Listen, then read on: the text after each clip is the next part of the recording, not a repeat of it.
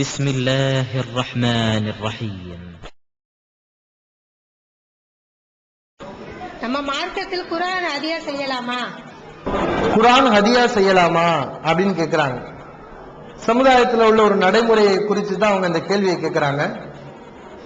ஒருவர் இறந்து விட்டால் இறந்து ஒருக்காண்டி என்ன செய்வாங்கன்னா, ஆலிம்சா கூட்டத்தை கூட்டிட்டு வந்து குர்ஆன் ஓத சொல்லுவாங்க.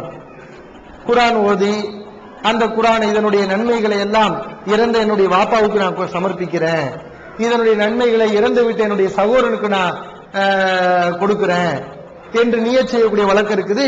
இது ஹத்தம், ஃபாத்திஹா, இந்த மாதிரி குர்ஆன் ஹதியா செய்யறது என்ற பல பெயர்களால சொல்லப்படுது. இது மார்க்கத்துல கூடுமா அப்படின்னு கேட்கிறாங்க. இது மார்க்கத்துல கூடாது. ஏன்னா மார்க்கம் தொடர்பாக நமக்கு ஒவ்வொரு பிரச்சனைகளுக்கும் நபிகள் நாயகம் ஸல்லல்லாஹு அலைஹி வஸல்லம் அவர்கள் அழகான அற்புதமான தீர்ப்பு சொல்லியிருக்கிறாங்க. நம்ம மார்க்கம் என்பது நம்ம யூகித்து சிந்தித்து கண்டுபிடிச்சு சொல்லக்கூடிய ஒரு விஷயம் கிடையாது. இத்தபியும் உன்சிலைக்கும் ரப்பிக்கும், உங்கள் இறைவனிடமிருந்து உங்களுக்கு வழியாக அருளப்படுவதை தான் நீங்கள் பின்பற்ற வேண்டும் என்று அல்லாஹ் திருமறை குர்ஆன்ல சொல்றான். வஹி செய்தியை தான் பின்பற்றணும். அல்லாஹ்விடமிருந்து ஆர்டர் வரும், அல்லாஹ்விடமிருந்து வழிகாட்டல் வரும். அதைத்தான் முஸ்லிம்களாகிய நம்ம கடைபிடிக்கணும். அதுதான் இஸ்லாம் ஆக முடியுமே தவிர நாம சுயமாக எடுக்கக்கூடிய முடிவுகள் இஸ்லாம் ஆக முடியவே முடியாது. இப்ப இந்த மாதிரி குர்ஆன் ஹதியா செய்யறாங்க, இறந்து போனவங்களுக்கு நன்மைகளை சேர்ப்பிக்கிறாங்கல்ல, ஓதி தான் ஓதி அடுத்தவங்களுக்கு நன்மையை சேமிப்பிக்கிறது. இதை நபிகள் நாயகம் ஸல்லல்லாஹு அலைஹி வஸல்லம் கற்றுக் கொடுத்தாங்களா? அவங்க கற்றுக் கொடுத்துதான் நம்ம செய்யலாம். ஆனா ரசூல் ஸல்லல்லாஹு அலைஹி வஸல்லம் கற்றுக் கொடுத்தாங்க தான் நமக்கு மார்க்கத்துக்கு கேரண்டி. அவங்க ஒரு காரியத்தை செஞ்சாலும் அந்த மார்க்கத்தின் அங்கீகாரத்தை பெறும். அவங்க நமக்கு கற்றுக் கொடுக்கலன்னு சொன்னா அது நன்மையே கிடையாது, அது வழிகேடுதான். நபிகள் நாயகம் ஸல்லல்லாஹு அலைஹி வஸல்லம் காலத்துல எத்தனையோ பேர் மரணித்தார்கள். ரசூல் ஸல்லல்லாஹு அலைஹி வஸல்லம் அருமை மனைவி கதீஜா ரலியல்லாஹு அன்ஹா மரணித்தார்கள். நபி ஸல்லல்லாஹு அலைஹி வஸல்லம் மகள்கள் ஸைனப் ரலியல்லாஹு அன்ஹா அவர்கள், உம்மு குல்சூம் ரலியல்லாஹு அன்ஹா, நபி ஸல்லல்லாஹு அலைஹி வஸல்லம் மகன் இப்ராஹிம் மரணிச்சாரு. ரசூல் ஸல்லல்லாஹு அலைஹி வஸல்லம் பேர பிள்ளைங்க எத்தனை பேர் மரணிச்சாங்க. ரசூல் ஸல்லல்லாஹு அலைஹி வஸல்லம் ரொம்ப விரும்பிய நேசம் வைத்த எத்தனையோ நபித்தோழர்கள் மரணித்தார்கள்.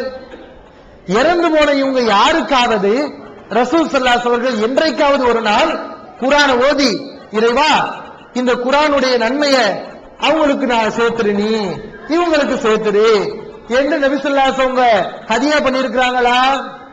கிடையவே கிடையாது. ஆக இது நன்மையாக இருக்குமே ஆனால், இப்படி செய்வது மார்க்கத்தில் அனுமதியாக இருக்குமே ஆனால், இதை முதல்ல நபிகள் நாயகம் ஸல்லல்லாஹு அலைஹி வஸல்லம் என்ன செஞ்சிருப்பாங்க, செஞ்சு காட்டியிருப்பாங்க. ஆனா அவங்க நமக்கு செஞ்சு காட்டல. இன்னும் இந்த செயல், இந்த குர்ஆனை ஓதி அடுத்தவங்களுக்கு நன்மையை சேமிப்பிக்கிறதுங்கிற செயல் இஸ்லாத்துடைய அடிப்படைக்கு மாற்றமா இருக்குது. நபிகள் நாயகம் ஸல்லல்லாஹு அலைஹி வஸல்லம் சொன்னாங்க, இதா மாத்தல் இன்சானு, ஒரு மனிதன் இறந்து விட்டால் இன்கதா அன்ஹு அமலுஹு, அவனுடைய செயல்கள் அமல்கள் எல்லாம் முடிவடைந்து விடுகிறது. இது முஸ்லிம்ல பதிவு செய்யப்பட்டிருக்கின்ற ஆதாரப்பூர்வமான செய்தி. ஒரு மனிதன் இறந்து விட்டால் அவனுடைய அமல்கள் அனைத்தும் முடிவடைந்து விடுகிறது. இல்லா மின் சலாசின், 3 காரியங்களை தவிர. 3 விஷயங்கள் மட்டும், மனுஷன் இறந்துட்டா கூட அவன் இறந்ததுக்கு பின்னாடி நன்மைகள் தொடர்ந்து வந்து கொண்டே இருக்கும். ஆனா 3 விஷயங்கள் மட்டும் தான் விதிவிலக்கல்னு சொன்னாங்க. அது என்ன? ஒன்னு இன்முன் இன்தஃபஉபிஹி, பலனுள்ள கல்வி. ஒரு ஆள் அல்லாஹ் நிறைய கல்வியை கொடுத்திருக்கான் ஒரு ஆளுக்கு, அந்த கல்வியை பிறருக்கு சொல்லிக் கொடுக்கிறாரு. இவர்கிட்ட கேட்டவங்க எல்லாம் அதை வச்சு அமல் செய்யறாங்க. இவர் யாராருக்கெல்லாம் சொல்லிக் கொடுத்தாரோ அந்த நன்மைகள்லாம் இவருக்கு ஒரு மடங்கு வந்துகிட்டே இருக்கும். இவங்களுக்கு அந்த நன்மை எதுவுமே குறையாது.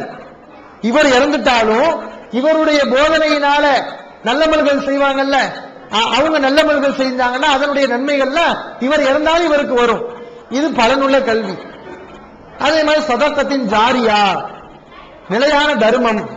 ஒரு கிணறு வெட்டி வச்சுட்டோம், மௌத்தா போயிட்டோம், அந்த கிணத்துல இருந்து நிறைய பேர் தண்ணி குடிச்சு பலனடைகிறாங்க, அந்த நன்மை நமக்கு வந்துகிட்டே இருக்கும். ஒரு மரத்தை நட்டு வைக்கிறோம், அது புசான வளர்ந்து பயங்கரமா நிக்குது, அதுல பறவைகள் பழத்தை சாப்பிடுது, கூட்டு அமைக்குது, மக்கள் அந்த மரத்துக்கு கீழே நிழல் ஆறுகிறார்கள். இப்படி எல்லாம் பிறருக்கு நன்மை தரக்கூடிய காரியத்தை, நாம செத்தாலும் பிறருக்கு நன்மை தரக்கூடிய காரியத்தை நம்ம ஏற்படுத்தி விட்டு சென்றால், அப்ப நம்ம இறந்தாலும் அதுல இருந்து நமக்கு என்ன செய்ய நன்மை வரும். இது 2வது. மூணாவது நபிகள் நாயகம் ஸல்லல்லாஹு அலைஹி வஸல்லம் சொல்றாங்க, வலதுன் சாலிஹுன் யதுஉ லஹு, இறந்தவருக்காக பிரார்த்தனை செய்யக்கூடிய நல்ல மகன். நம்ம ஒரு ஆள் மௌத்தா போயிட்டார், வாப்பா மௌத்தா போயிட்டார். வாப்பாவுக்காண்டி மகன் என்ன செய்யறாரு, இறைவா என்னுடைய தந்தையை மன்னிச்சிரு, என்னுடைய தந்தையை பாவத்தை மன்னிச்ச ஒரு சொர்க்கத்தை கூடி என்று கேட்கிறார். இப்போ நல்ல சாலியான மகனை உருவாக்கிட்டு போனார்ல, இவர் செய்யக்கூடிய துவானால அல்லாஹ் என்ன செய்வான், அவருடைய பாவங்களை மன்னிப்பான். இந்த மூன்றை தவிர வேறு எதுவும் ஒருவர் இறந்து விட்டால் அவருக்கு கிடைக்காது என்று நபி ஸல்லல்லாஹு அலைஹி வஸல்லம் சொல்லியிருக்கிறாங்க. அப்ப குர்ஆன் ஓதி ஹதியா செய்யலாம் சொன்னா அதை நபி ஸல்லல்லாஹு அலைஹி வஸல்லம் சொல்லியிருப்பாங்க. ஒரு ஆள் இறந்துட்டாலும் மத்தவங்க நீங்க எல்லாம் குர்ஆன் ஓதி ஹதியா பண்ணீங்கன்னா அந்த நன்மை அவருக்கு கிடைக்கும் என்று சொல்லியிருப்பாங்க. ஆனா நபிகள் நாயகம் ஸல்லல்லாஹு அலைஹி வஸல்லம் சொல்லல. அல்லாஹ் என்ன சொல்றான் திருமறை குர்ஆன்ல, வல்லைஸலில் இன்சானி இல்லா மா ஸா, மனிதனுக்கு அவன் முயற்சித்ததை தவிர வேற எதுவும் கிடையாது. நீ முயற்சி செஞ்சினால் உனக்கு கிடைக்கும். லஹா மா கஸபத் வ அலைஹா மக்தஸபத், ஒரு ஆத்மா என்ன சம்பாதித்ததோ அதுதான் அதுக்கு கிடைக்கும். ஆத்மா செஞ்சதுதான் கிடைக்குமே தவிர ஆத்மா செய்யாததெல்லாம் அல்லாஹ் என்ன செய்ய மாட்டான், கொடுக்க மாட்டான். அவன் செஞ்ச முயற்சிக்கு தான் அந்த நன்மைகள் கிடைக்கும் என்றெல்லாம் அல்லாஹ் திருமறை குர்ஆன்ல சொல்லி காட்டுறான். ஆக இந்த வசனம் நமக்கு என்ன சொல்லுதுன்னா, ஒருவருக்கு நன்மை கிடைக்க வேண்டும் என்று சொன்னால் அவரவர் முயற்சி செய்யணும் என்பதைத்தான் சொல்லுகிறது. நம்ம இது மாதிரி தொழுகை நம்ம ஹதியா செய்ய முடியுமா சொல்லுங்க? குர்ஆனுக்கு இப்படி கேட்கிறோம், இறந்து போனவருக்காண்டி நம்ம தொழுது அந்த தொழுகையுடைய நன்மையெல்லாம் ஹதியா செய்ய முடியுமா? அதான் ரசூலுல்லாஹி ஸல்லல்லாஹு காட்டி கொடுக்கல. இதே மாதிரி குர்ஆன் ஓதி நன்மையை சமர்ப்பிக்கிறதையும் நபி ஸல்லல்லாஹு அலைஹி வஸல்லம் காட்டி தரல. அதனால பிதஅத்து செய்யக்கூடாது. பூர்வீகம் இல்லாம இருக்கும்போது அந்த பூர்வீகம் அவங்களுக்கு அந்த ஜமாத்துல சேர்த்துக்கணும்னாக்கா 50,000 இல்ல 1,00,000 ரூபான்னு சொல்லிட்டு பணம் கொடுத்தாதான் சேர்த்துக்கிறாங்க ஜமாத்துல. அதே மாதிரி ரசூலுல்லாஹ் அதே மாதிரி காட்டி தந்தாங்களா? விளக்க வேணும். அவங்களுடைய கேள்வி என்னன்னா, ஊரு பிரஜையா இல்ல, வெளியூர்ல இருந்து வந்தவரா இருக்கார், வந்தேரியா இருக்கிறார், இவர்களை எல்லாம் ஜமாத்துல சேர்க்கிறதா இருந்தா ஜமாத் ஒரு கண்டிஷன் போடுதான். என்ன கண்டிஷன்? நீ 1,00,000 ரூபாய் கொடு, 2,00,000 ரூபாய் கொடு அப்படின்னு கண்டிஷன் போடுது. இப்படிலாம் போடலாமா, இது மார்க்கத்துல உண்டா அப்படின்னு கேட்கிறாங்க. இது முதல் இப்படி கண்டிஷன் போடுற மார்க்கத்துல தப்பு, வழிகேடு. இஸ்லாம்ங்கிறது என்ன காசா? காசு பணம் ஏற்றத்தாழ்வு எல்லாவற்றையும் உடைத்தெறிந்த மார்க்கம் இஸ்லாமிய மார்க்கம். நபிகள் நாயகம் ஸல்லல்லாஹு அலைஹி வஸல்லம் ஜமாத் நடத்துனாங்க. அந்த ஜமாத்துல ஏழைகளுக்கு இடம் கிடையாது, பணக்காரர்களுக்கு மட்டும்தான் உண்டு. ஜமாத்துல சேரவங்க 1,00,000 ரூபாய் கொடு என்று நபி ஸல்லல்லாஹு அலைஹி வஸல்லம் காசு கேட்டாங்களா? சாப்பிடுறது கூட வழி இல்லாதவங்க கூட நபி ஸல்லல்லாஹு அலைஹி வஸல்லம் ஜமாத்துல இருந்தாங்க. அதான் இஸ்லாம். இன்ன அக்ரமக்கும் இந்தல்லாஹி அத்காக்கும், உங்களுடைய இறையச்சம் உள்ளவர் தான் அல்லாஹ்விடத்தில் உயர்ந்தவர். ஒரு ஜமாத்துல சேரணுமா சேர்க்க வேண்டாமாங்கிறது எதை பார்க்கணும்? இவர் நல்லவரா கெட்டவரான்னு பார்க்கணும். ஜமாத்துல சேர்ந்தா நல்ல பாடுபடுவாரா, இஸ்லாத்துக்காண்டி உழைப்பாரா, கரெக்டா இஸ்லாமிய ஒழுங்குகளை பேணுவாரா, தொழுகையாளியா, இந்த மாதிரி விஷயங்களை பார்க்கலாமே தவிர காசு கொடுப்பியா அப்படின்னு பார்க்கிறது அது இஸ்லாமிய மரபே கிடையாது. அது ஒரு கெட்ட ஒரு கலாச்சாரம், அது மார்க்கத்துல தப்பு. இன்னொன்னு நீங்க விளங்கணும், இந்த மாதிரி ஆட்களுடைய ஜமாத்துல போய் நம்ம எதுக்கு சேரணும், அதை நம்ம புரியணும். இந்த மாதிரி காசு கொடுத்தா வாங்குகிற இதுவே வழிகேடுங்கிறப்போ நீ அந்த மாதிரி ஆட்கள் நமக்கு 2 லட்சம் கொடுத்து நீ ஜமாத்துக்கு வாங்குறாங்க, நம்ம என்ன செய்யக்கூடாது? நீ 10 லட்சம் 10 கோடி கொடுத்தாலும் ஒரு ஜமாத்துக்கு வர மாட்டேன் அப்படி நம்ம சொல்லணும். ஏன்னா கொள்கை சரியில்லாத அல்ல, டேஞ்சர்ல இது. காசுக்காண்டி ஜமாத் நடத்துறது வழிகேட்டுல போய் கொண்டு போய் விடும்ல. காசுக்காண்டி அப்புறம் 4 கூற ஆகுவாங்க, காசுக்காண்டி மக்களுடைய காசை என்ன செய்வாங்க, வளைச்சு போடுவாங்க. நீங்க அப்படிதான் ஜமாத்துல நடந்து கொண்டு இருக்கிறது. இந்த மாதிரி ஆட்கள் நமக்கு காசு கொடுத்து ஜமாத்துல வந்து சேர்ப்பான்னு சொன்னாலும் என்ன செய்யக்கூடாது, சேரக்கூடாது. இப்படிப்பட்ட ஜமாத் நமக்கு தேவையே இல்லை. நம்மள என்ன செய்யணும், நீ என்னப்பா சேர்க்கிறது, நான் உன்னை விலக்கி வைக்கிறேன்னு சொல்லணும். அதான் இஸ்லாமிய மரபு.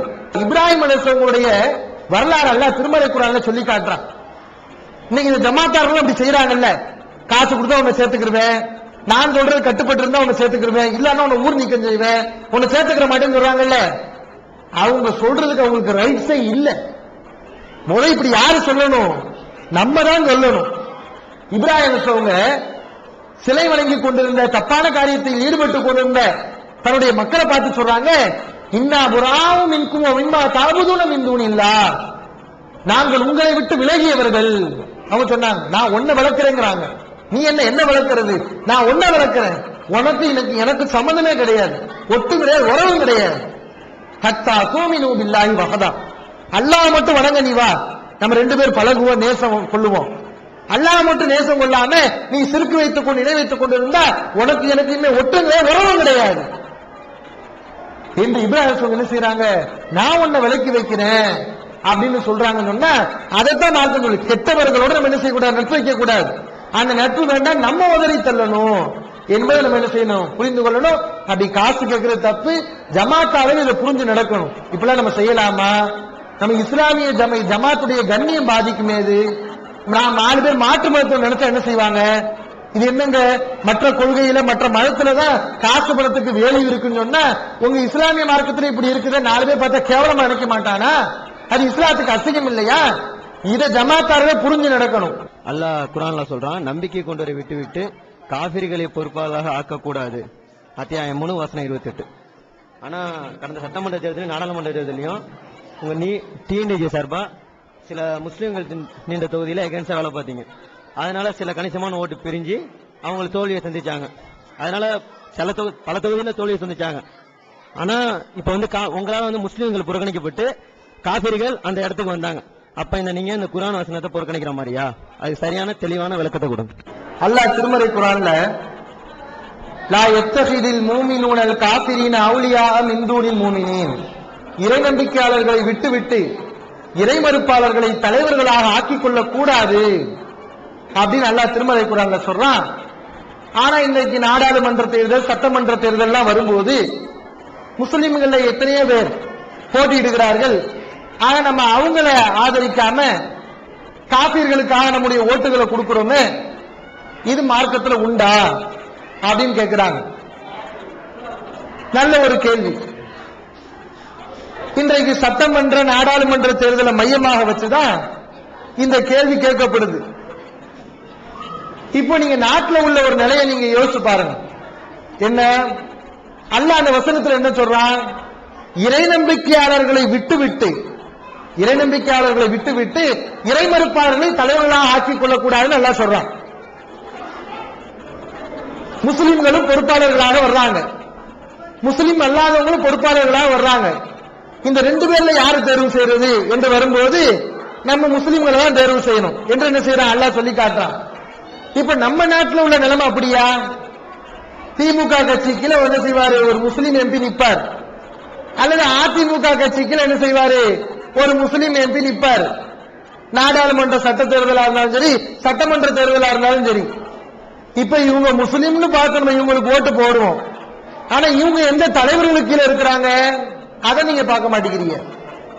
இவங்க முஸ்லிம் நீங்க பாக்குறீங்க, இவங்க எம்பியா இருக்கிறாங்க. எங்க எம்பியா இருக்கிறாங்க?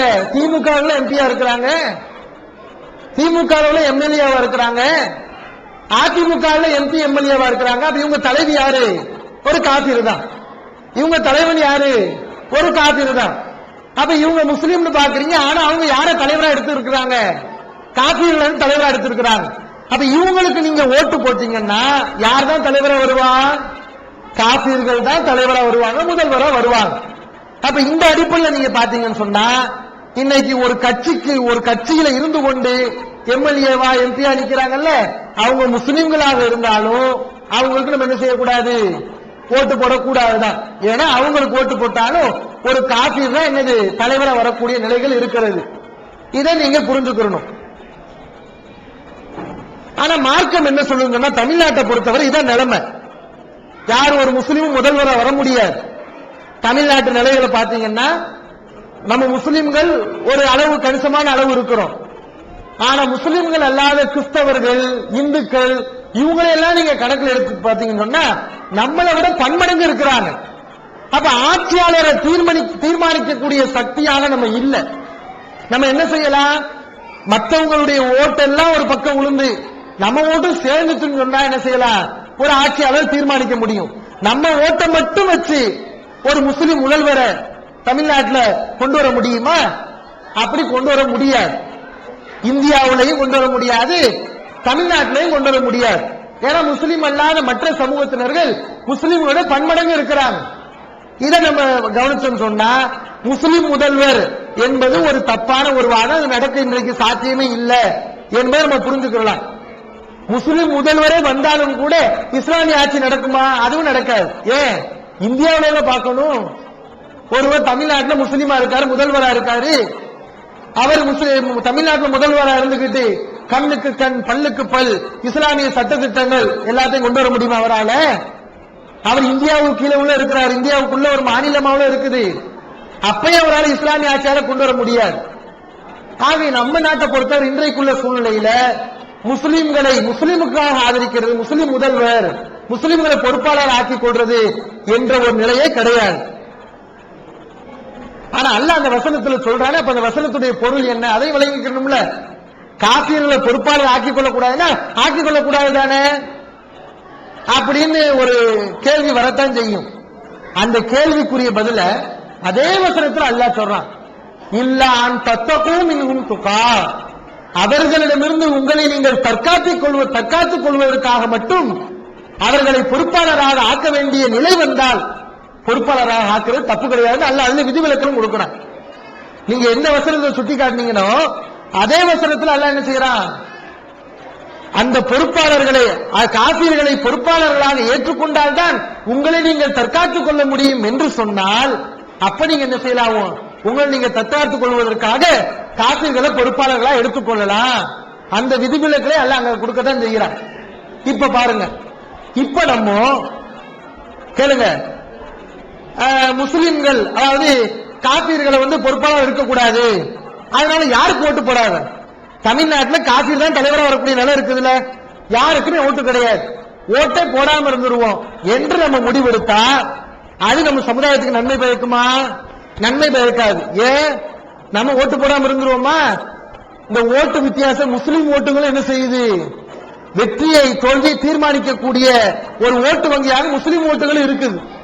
அதுக்கு தானே இந்த கட்சிகள்லாம் அப்படி வர்றாங்க, முஸ்லிம் ஓட்டுக்காண்டி அலைகிறாங்க, என்ன வேணா செய்ய தயாரா இருக்கிறாங்க. ஏன் இதுவும் வெற்றி தோல்வியை தீர்மானிக்கும் சொல்லி என்ன செய்யறாங்க, வர்றாங்க. இப்ப நம்ம ஓட்டு போடலன்னு முடிவெடுத்துடும் வைங்களேன், நம்ம ஓட்டுகளை ஒண்ணு என்ன செய்வான், கள்ள ஓட்டு போடுவான், வேற எவனா என்ன செய்வான், கள்ள ஓட்டு போடுவான், மிஸ்யூஸ் பண்ணுவான். அல்லது என்ன செய்வான், நம்ம ஓட்டு போடாதனால பிஜேபி இந்த RSS காரங்க யாரு முஸ்லிம்களை கொல்ல நினைக்கிறான்ல, அழிக்க நினைக்கிறாங்க தீய சக்திகள், இவர்கள் எல்லாம் ஆட்சி கட்டில் அமர்ந்துருவாங்க. நம்ம ஓட்டு போடாம புறக்கணிச்சோன்னு வைங்களேன், மற்ற சமுதாயத்தின் ஓட்டெல்லாம் உளுந்து பேலன்ஸ் கிடைக்காம மற்றவங்க ஆட்சியில் வந்துருவாங்க. அப்ப இந்த மாதிரி தீய சக்தி ஆட்சிக்கு வந்து என்ன நடக்கும்? குஜராத் நடந்துச்சுல, மோடி என்ன பண்ண, முஸ்லிம்களை கருவறுத்தான்ல, அந்த மாதிரி நம்ம தமிழ்நாட்டிலே நடக்கும், மற்ற மாநிலங்களே நடக்கும். அப்ப இந்த மாதிரி ஒரு நிலை வரக்கூடாது அப்படிங்கிறதுக்கு தான் இந்த தேர்தலில் ஓட்டுங்கிறது அரசியல்வாதிகளுக்கு அப்படியே இந்த வைக்கோல் மாதிரி சொல்லுவாங்க. இந்த மாட்டுக்கு புல்ல காட்டணும்னா அப்படியே மாடு தலையாட்டிக்கிட்டு வரும், என்ன சொன்னாலும் தலையாட்டும். இந்த ஓட்டுங்கிறது அப்படிதான். இந்த ஓட்டை காட்டணும்னு சொன்னா அரசியல்வாதி எதுக்கும் மயங்க மாட்டான், மசிய மாட்டான். ஆனா நான் உனக்கு ஓட்டு போடுவேன் தருவியான்னு கேட்டா தருவான். அதனுடைய ஒரு யதார்த்தமான உண்மைதான் இன்றைக்கு 3.5% நம்ம நாட்டில் இடஒதுக்கீடு முஸ்லிம்களுக்கு கிடைச்சிருக்கிறது. அது எப்படி கிடைச்சிச்சு சொன்னோம், தெளிவா டிக்ளேர் பண்ணோம். இடஒதுக்கீடு கொடுத்தா உனக்கு ஓட்டுன்னு சொன்னோம், ஆட்டோமேட்டிக்கா இடஒதுக்கீடு கிடைச்சிச்சு. ஆக இந்த மாதிரி முஸ்லிம் சமுதாயத்துக்கு நன்மை தருவதற்காக, முஸ்லிம் சமுதாயத்துக்கு வரக்கூடிய தீங்குகளை களைவதற்காக இறைமறுப்பாளர்களை தலைவர்களாக எடுக்கக்கூடிய சூழல் வந்தால் அவங்க நம்ம என்ன செய்யலாம், தலைவராக எடுத்துக்கலாம். அல்லாஹ் அதுக்கு என்ன செய்யறான், அந்த வசனத்திலேயே அனுமதி கொடுக்கிறான். இன்னொரு விஷயத்தை நீங்க பார்க்கணும், இந்த முஸ்லிம்கள் சொல்றாங்கல்ல, இவர்கள் உண்மையானவா நடக்கிறது கிடையாது. இந்த கேள்வியை மட்டும் கேட்டு விட்டுருவாங்க உங்ககிட்ட. நீங்க நம்ம அப்பாவித்தனமா இந்த கேள்வியை கேட்போம், ஆனா உங்ககிட்ட இந்த கேள்வியை கிளப்புறாங்கல்ல, இவங்க சுயநலவாதிகள். என்ன செய்வாங்க தெரியுமா, அதிமுக கட்சியில இருப்பான், அவனுடைய வேட்பாளர் நிப்பாட்டுவான், முஸ்லீம் ஓட்டு போடு, அல்ல முஸ்லீம் ஓட்டு போட சொல்றான் அப்படின்னு சொல்லுவான். திமுக கட்சியிலே முஸ்லீம் இருப்பான், அவனுக்கு ஓட்டு போட சொல்லணுமா இல்லையா? முஸ்லீமுக்காக ஓட்டு போடணும்னு சொன்னா நீ என்ன செய்யணும், முஸ்லீம் எங்கெங்கெல்லாம் இருக்கிறானோ அங்கெல்லாம் ஓட்டு போடுன்னு சொல்லணும். ஆனா இந்த வாதத்தை வைக்கக்கூடிய என்ன செய்வான் தெரியுமா, நான் முஸ்லீமா இருந்து நின்றா எனக்கு ஓட்டு போடு, என் கட்சியில இல்லாத ஒரு முஸ்லீம் நின்றா ஓட்டு போடாத அப்படின்னு சொல்லுவார்கள். அப்ப இவங்க முஸ்லீமுக்காண்டி ஓட்டு போட சொல்றாங்க, அதுக்காண்டி இல்ல தங்களை தாங்களே வளர்த்துக் கொள்வதற்காக இவர்கள் தங்களுடைய கட்சிக்காண்டி ஓட்டு போட சொல்றாங்க. இவங்க இஸ்லாத்தை பார்க்கல, சாயம் விழுக்குதா? இந்த வேறுபாடை நீங்கள் புரிந்து நடந்து கொள்ள வேண்டும்.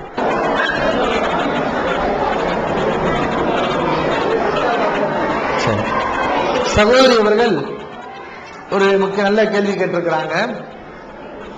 குழந்தை பிறந்தவுடன் காதுல பாங்கு சொல்லணும் என்ற ஒரு நடைமுறை சமுதாயத்தில் இருக்கிறது, இது மார்க்கத்தில் கூடுமா அப்படின்னு கேட்கிறாங்க. நபிகள் நாயகம் ஸல்லல்லாஹு அவர்கள் பிறந்த குழந்தைக்கு என்னென்ன செய்யணுங்கிறத சொல்லியிருக்கிறாங்க. ஒரு தாய் தந்தையினர் குழந்தையை பெற்றெடுத்தால் என்னென்ன செய்யணும், அக்கீகா கொடுக்கணும். குழந்தை பிறந்த 7வது நாள் குழந்தைக்காண்டி ஆட்டறுத்து கூடு அப்படின்னு சொன்னாங்க. அந்த குழந்தைக்காண்டி அல்லாஹ்விடத்தில் அல்லாஹ் திருமறை குர்ஆன்ல சொல்றான், மரியமுடைய தாயார் குழந்தையை பெற்றோனையுமே அல்லாஹ்ட்ட என்ன செய்யறான், பாதுகாவல் பெறாங்க. இறைவா, என்னுடைய இந்த குழந்தையை சைத்தானுடைய தீங்கிலிருந்து நீ பாதுகாக்க வேண்டும் என்று அல்லாஹ்ட்ட பாதுகாவல் தர்றாங்க. அவன் குழந்தை பிறந்தா அல்லாஹ்ட்ட துவா செய்யலாம், அக்கீகா கொடுக்கலாம். குழந்தை பிறந்த 7வது நாள் குழந்தைக்கு முடிய மலிக்கலாம், 7வது நாள் பேரு சூட்டலாம்.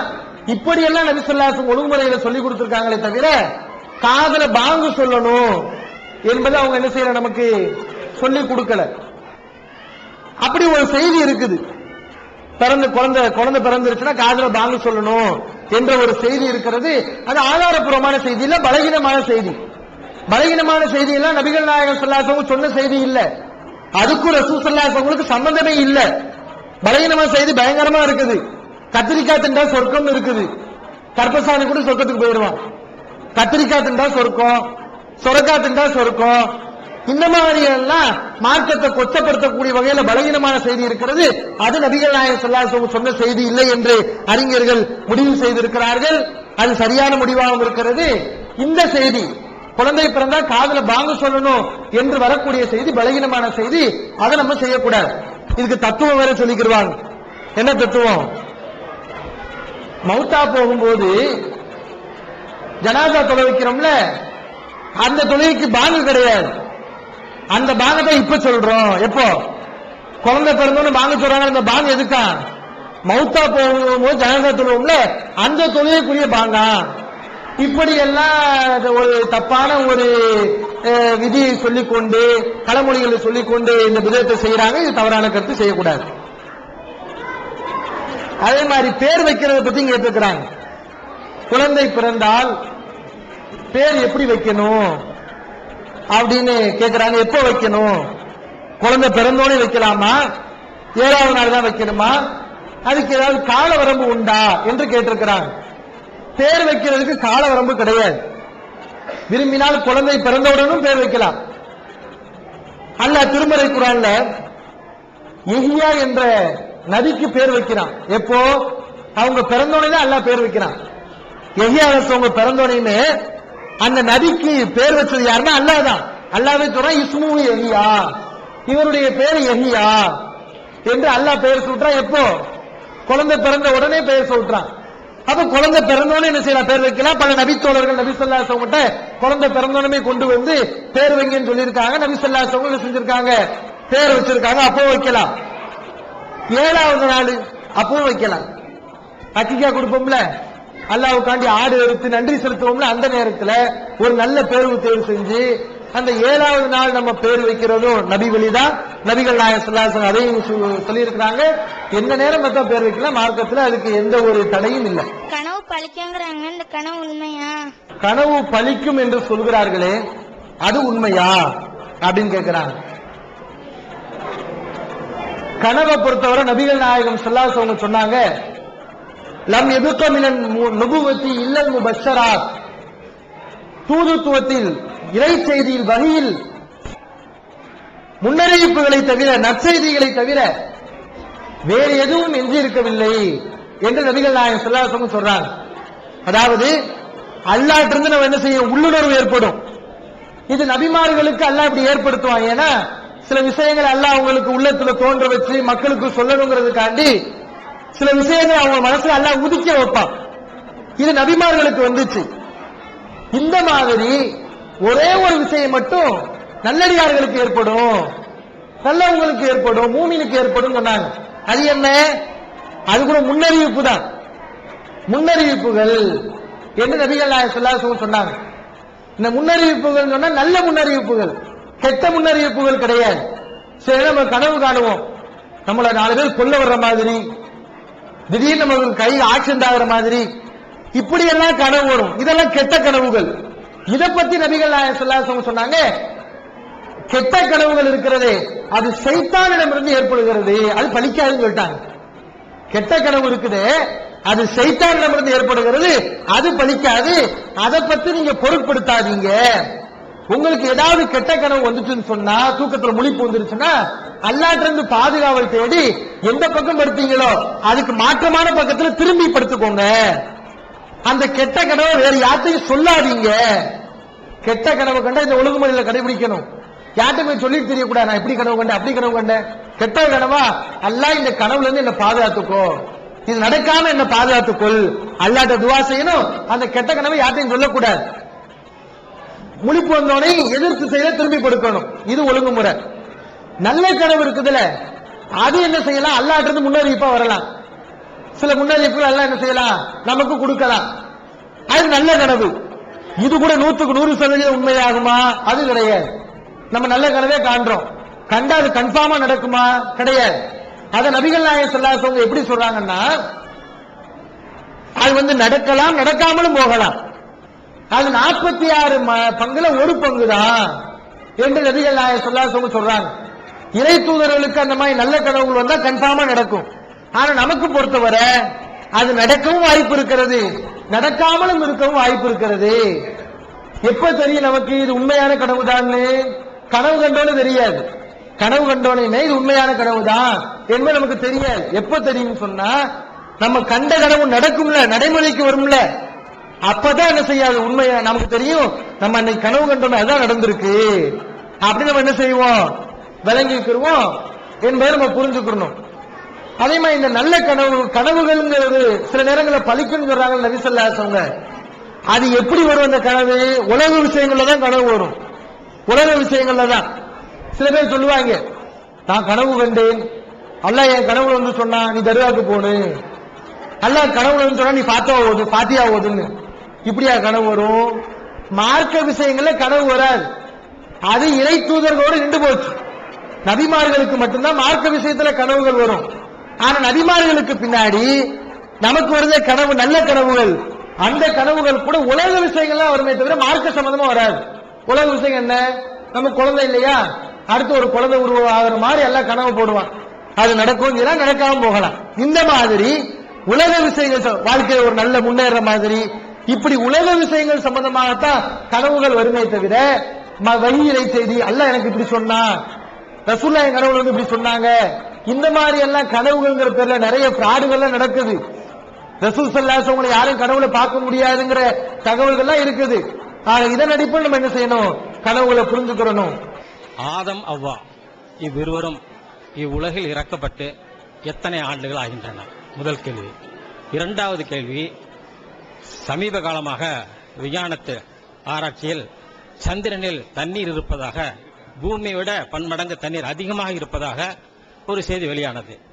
இது ஹதீஸிலோ அல்லது குர்ஆன் அடிப்படையிலோ இதற்கு ஆதாரம் உண்டா? மனிதர்களுடைய மூல தந்தை தாய் ஆதம் அவ்வா அவர்கள் இந்த உலகத்தில் படைக்கப்பட்டு எவ்வளவு காலம் கழிந்து விட்டது, எவ்வளவு காலத்துக்கு முன்னாடி உலகத்தில் அவங்க படைக்கப்பட்டார்கள் என்ற ஒரு வரலாற்றை கேட்கிறாங்க. அவங்க தான் முதல் மனிதர். அவர்கள் மூலம்தான் இன்றைக்கு உள்ள ஒட்டுமொத்த மனித இனமும் பரவியது. அதுல மாற்றுக்கிறதே கிடையாது. சீனர்கள், ஜப்பானியர்கள், அமெரிக்கர்கள், ஆப்பிரிக்கர்கள், இந்தியர்கள், இப்படி பல வகையான மனிதர்கள் இருக்கிறாங்களே, இவங்க எல்லா பேரும் உருவானது அந்த 2 பேர் மூலம் தான் உருவானாங்க.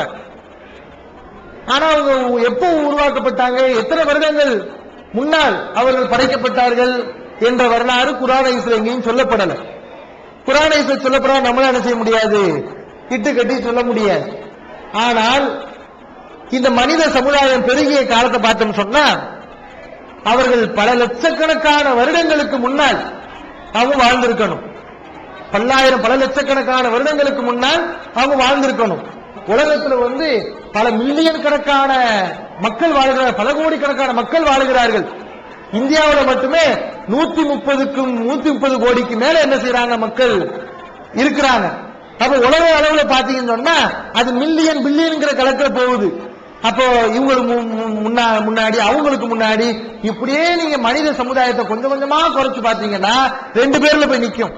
அப்ப அவங்க எத்தனை வருடத்துக்கு முன்னாடி இருந்திருப்பாங்க கணக்கே சொல்ல முடியாது. பல கோடி வருடங்கள் கூட இருக்கலாம், பல கோடி வருடங்கள், பல லட்சக்கணக்கான வருடங்கள் கூட இருக்கலாம். ஆனா ரொம்ப நீண்ட காலமாகத்தான் இருக்கும். அதை நம்ம புரிந்து கொள்ள முடிகிறது. சகோதரவங்க 2வது கேள்வி கேட்டாங்க, சந்திரன்ல இன்னைக்கு தண்ணி இருக்கிறதா கண்டுபிடிச்சிருக்கிறான். சந்திரன் என்ன இருக்கான், தண்ணி இருக்கிறதா கண்டுபிடித்திருக்கிறார்கள். இந்த மாதிரி மாற்றுக்கோள்களுக்கு போவது சம்பந்தமாக இஸ்லாம் என்ன சொல்லுது அப்படின்னு கேட்கிறார். பூமி அல்லாத மற்ற கோள்களுக்கெல்லாம் மனிதன் போகலாம், போக முடியும் என்று அல்லாஹ் திருமறை குர்ஆன்ல சொல்றான். சாத்தியம்னு சொல்லுது திருமறை குர்ஆன். யா மாஷரல் ஜின்னி வல் இன்சி, மனித ஜின் கூட்டத்தினரே, இனிஸ்ததாத்தும் அன் தன்ஃபுது மின் அக்தாரி ஸமாவாதி வல் அர்லி ஃபன்ஃபுது, வானம் பூமியின் விளிம்புகளை கடந்து உங்களால் செய்ய முடியுமானால், செல்ல முடியுமானால் நீங்கள் கடந்து செல்லுங்கள். லா தன்ஃபுதுன இல்லாத சுல்தான், ஆனா நீங்க போகணும்னு சொன்னா அதுக்குரிய பவரோட தான் உங்களால போக முடியும். அல்ல அதையும் சேர்த்து சொல்றான். இந்த வானத்தை கடந்து உங்களால போக முடியும், இந்த பூமியை விட்டுட்டு வேறு கிரகங்களுக்கு உங்களால போக முடியும், அது உங்களுக்கு சாத்தியம்தான். போங்க, உங்களால போக முடிஞ்சா போங்க. ஆனா நீங்க சும்மா போக முடியாது, உங்களுக்கு ஜெட்டு தேவைப்படும், ஆக்சிஜன் தேவைப்படும், இந்த மாதிரி சாதனங்கள் தேவைப்படும். அதுக்குரிய பவரோட நீங்க போங்க என்று என்ன செய்யறான் அல்லாஹ் திருமறை குர்ஆன்ல சொல்லி காட்டுறான். இந்த வசனம் நமக்கு என்ன சொல்லுது, விண்வெளி பயணம் சாத்தியம், மற்ற கிரகங்களுக்கு போகலாம் என்பதை சொல்லுது. ஆனா சந்திரனை பொறுத்தவரை, சந்திரனை தண்ணீர் இருப்பதாக கண்டுபிடித்ததாக நீங்க சொல்றீங்க. ஆனா மனுஷன் வர்றது தண்ணி மட்டும் இருந்தா போதுமா? தண்ணி மட்டும் இருந்தா பத்தாது, காத்து வேணும். பூமியில தண்ணி இருக்குது, காத்து இல்லைன்னா வாழ முடியுமா? நம்ம ஒவ்வொரு நேரமும் சுவாசிட்டு இருக்கோம், ஒவ்வொரு வினாடியும் காத்து என்ன செய்யறோம், சுவாசித்துக் கொண்டிருக்கிறோம். நம்ம உடம்புக்கு ஆக்சிஜன் போய்கொண்டே இருக்கிறது. காத்துல உள்ள இந்த ஆக்சிஜன் தான் நம்முடைய நுரையீரல் என்ன செய்யுது, பிரிச்சு எடுத்து மற்ற தேவையில்லாத வாயுக்களை எல்லாம் வெளியே அனுப்புகிறது. அப்ப காத்து இருக்கிறதுனாலதான் நம்ம வாழ்றோம்.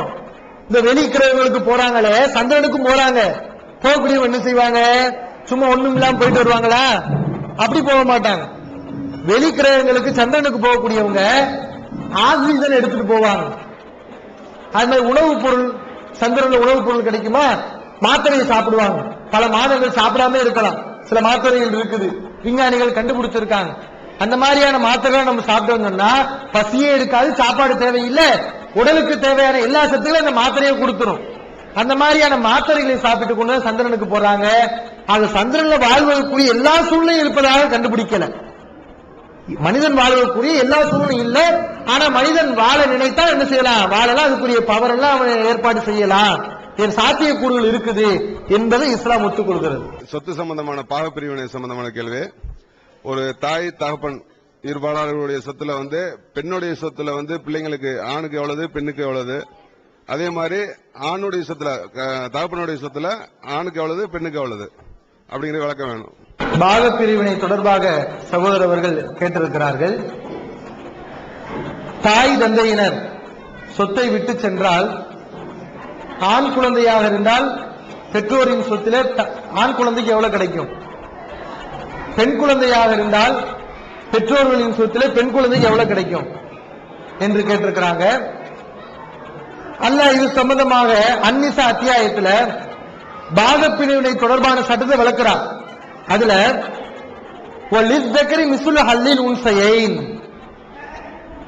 பெற்றோர்கள் விட்டு சென்ற சொத்திலே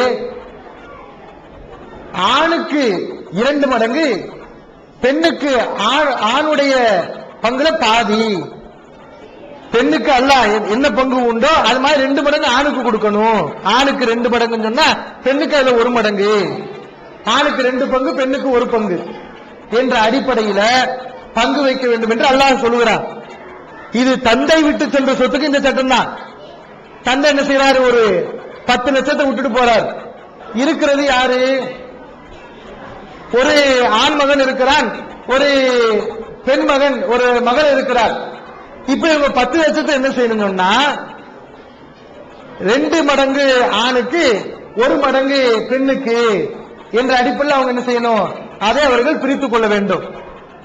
அதே மாதிரி தந்தை ஒரு சொத்தை விட்டுட்டு போறாங்க, தந்தை விட்டு சென்றா இந்த சட்டம் தான். தாய் விட்டுட்டு போறாங்க, தாய் விட்டுட்டு போறாங்கன்னா 30 லட்சம் விட்டுட்டு போறாங்க தாய். இப்போ ஒரு மகள் இருக்கிறாள், தாய்க்கு ஒரு மகள் இருக்கிறாள், ஒரு மகன் இருக்கிறார். இப்ப மகனுக்கு எவ்வளவு கிடைக்கும்? 20 லட்சம் கிடைக்கும், மகளுக்கு 10 லட்சம் கிடைக்கும். ஏன்னா மகளுக்கு 1 மடங்குன்னு சொன்னா அது மாதிரி இன்னொரு மடங்கு 2 மடங்கு சேர்த்து என்ன செய்யணும்? ஆணுக்கு கொடுக்கணும் என்று மார்க்கம் சொல்கிறது.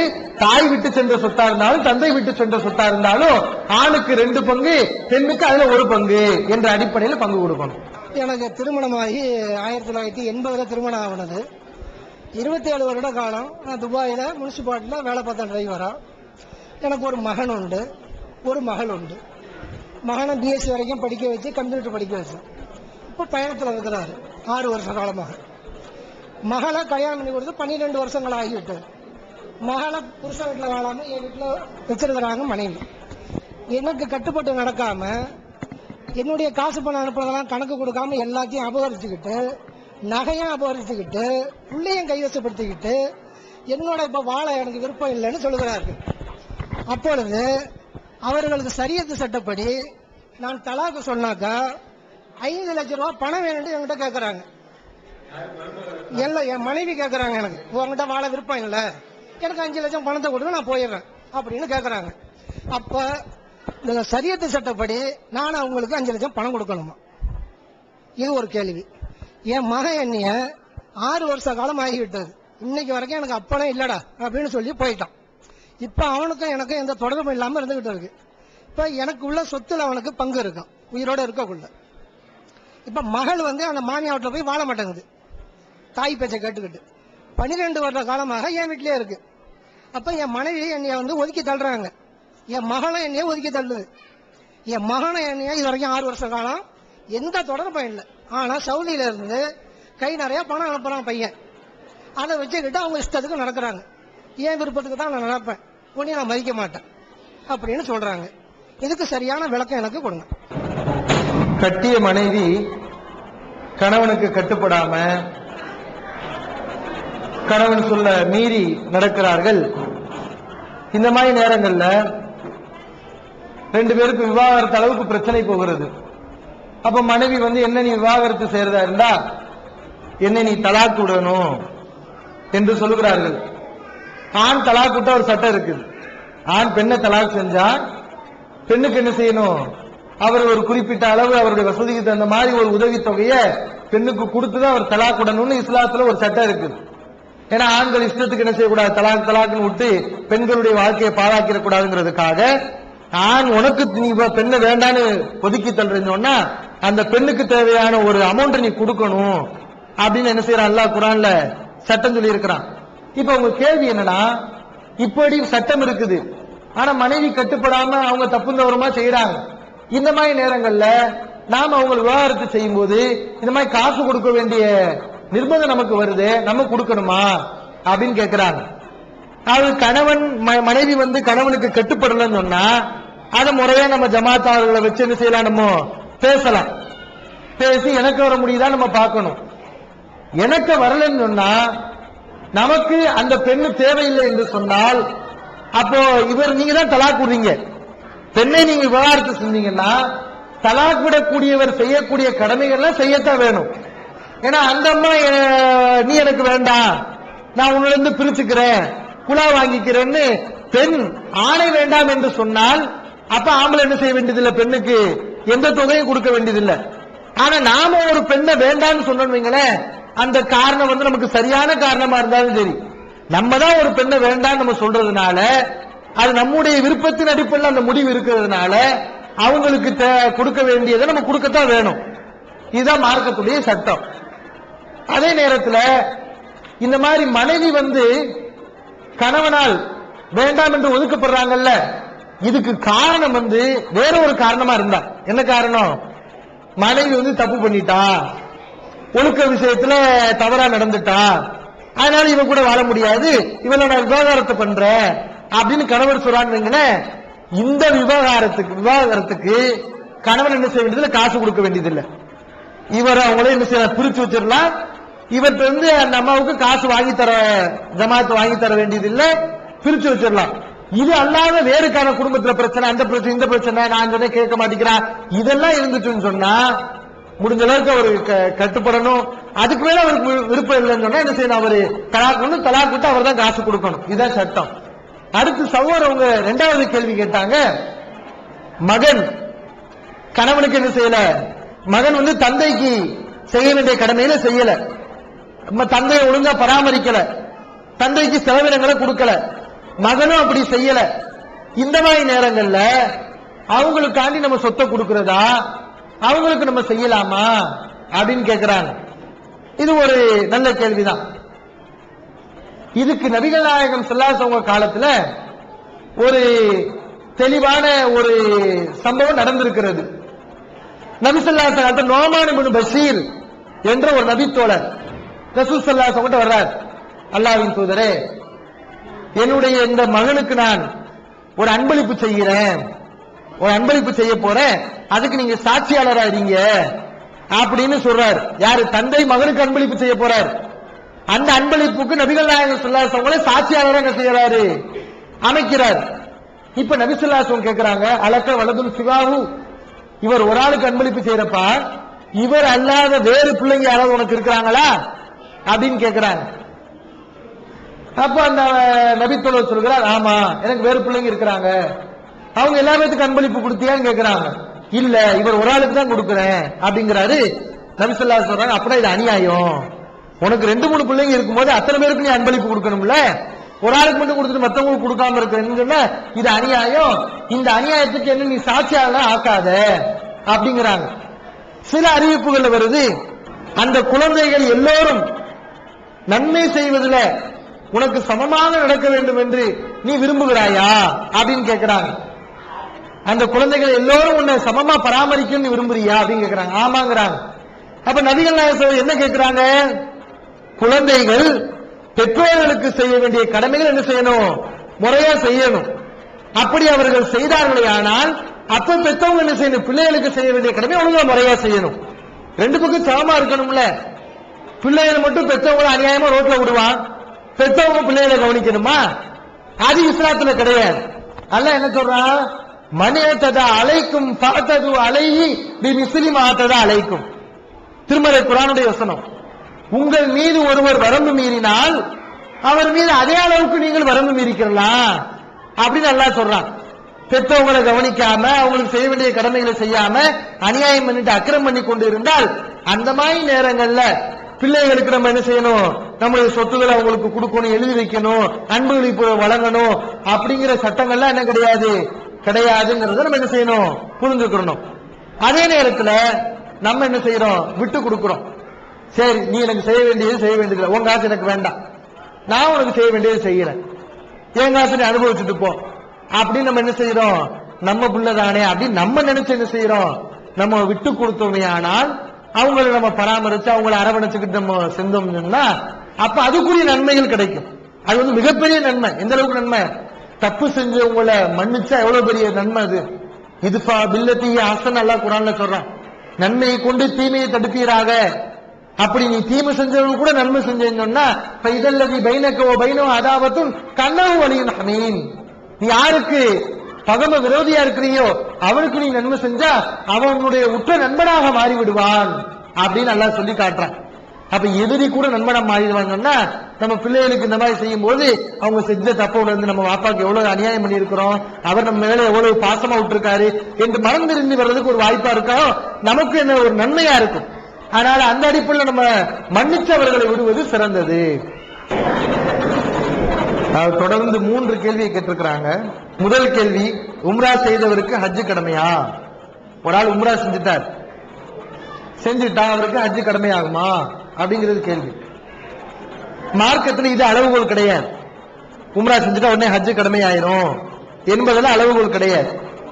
ஹஜ்ஜுக்கு என்ன அல்ல அளவுகோலை சொல்றான், ஒலில்லாஹி அலன்னாசி ஹஜ்ஜுல் பைத்தி மனிஸ்ததா இலைஹி சபீலா.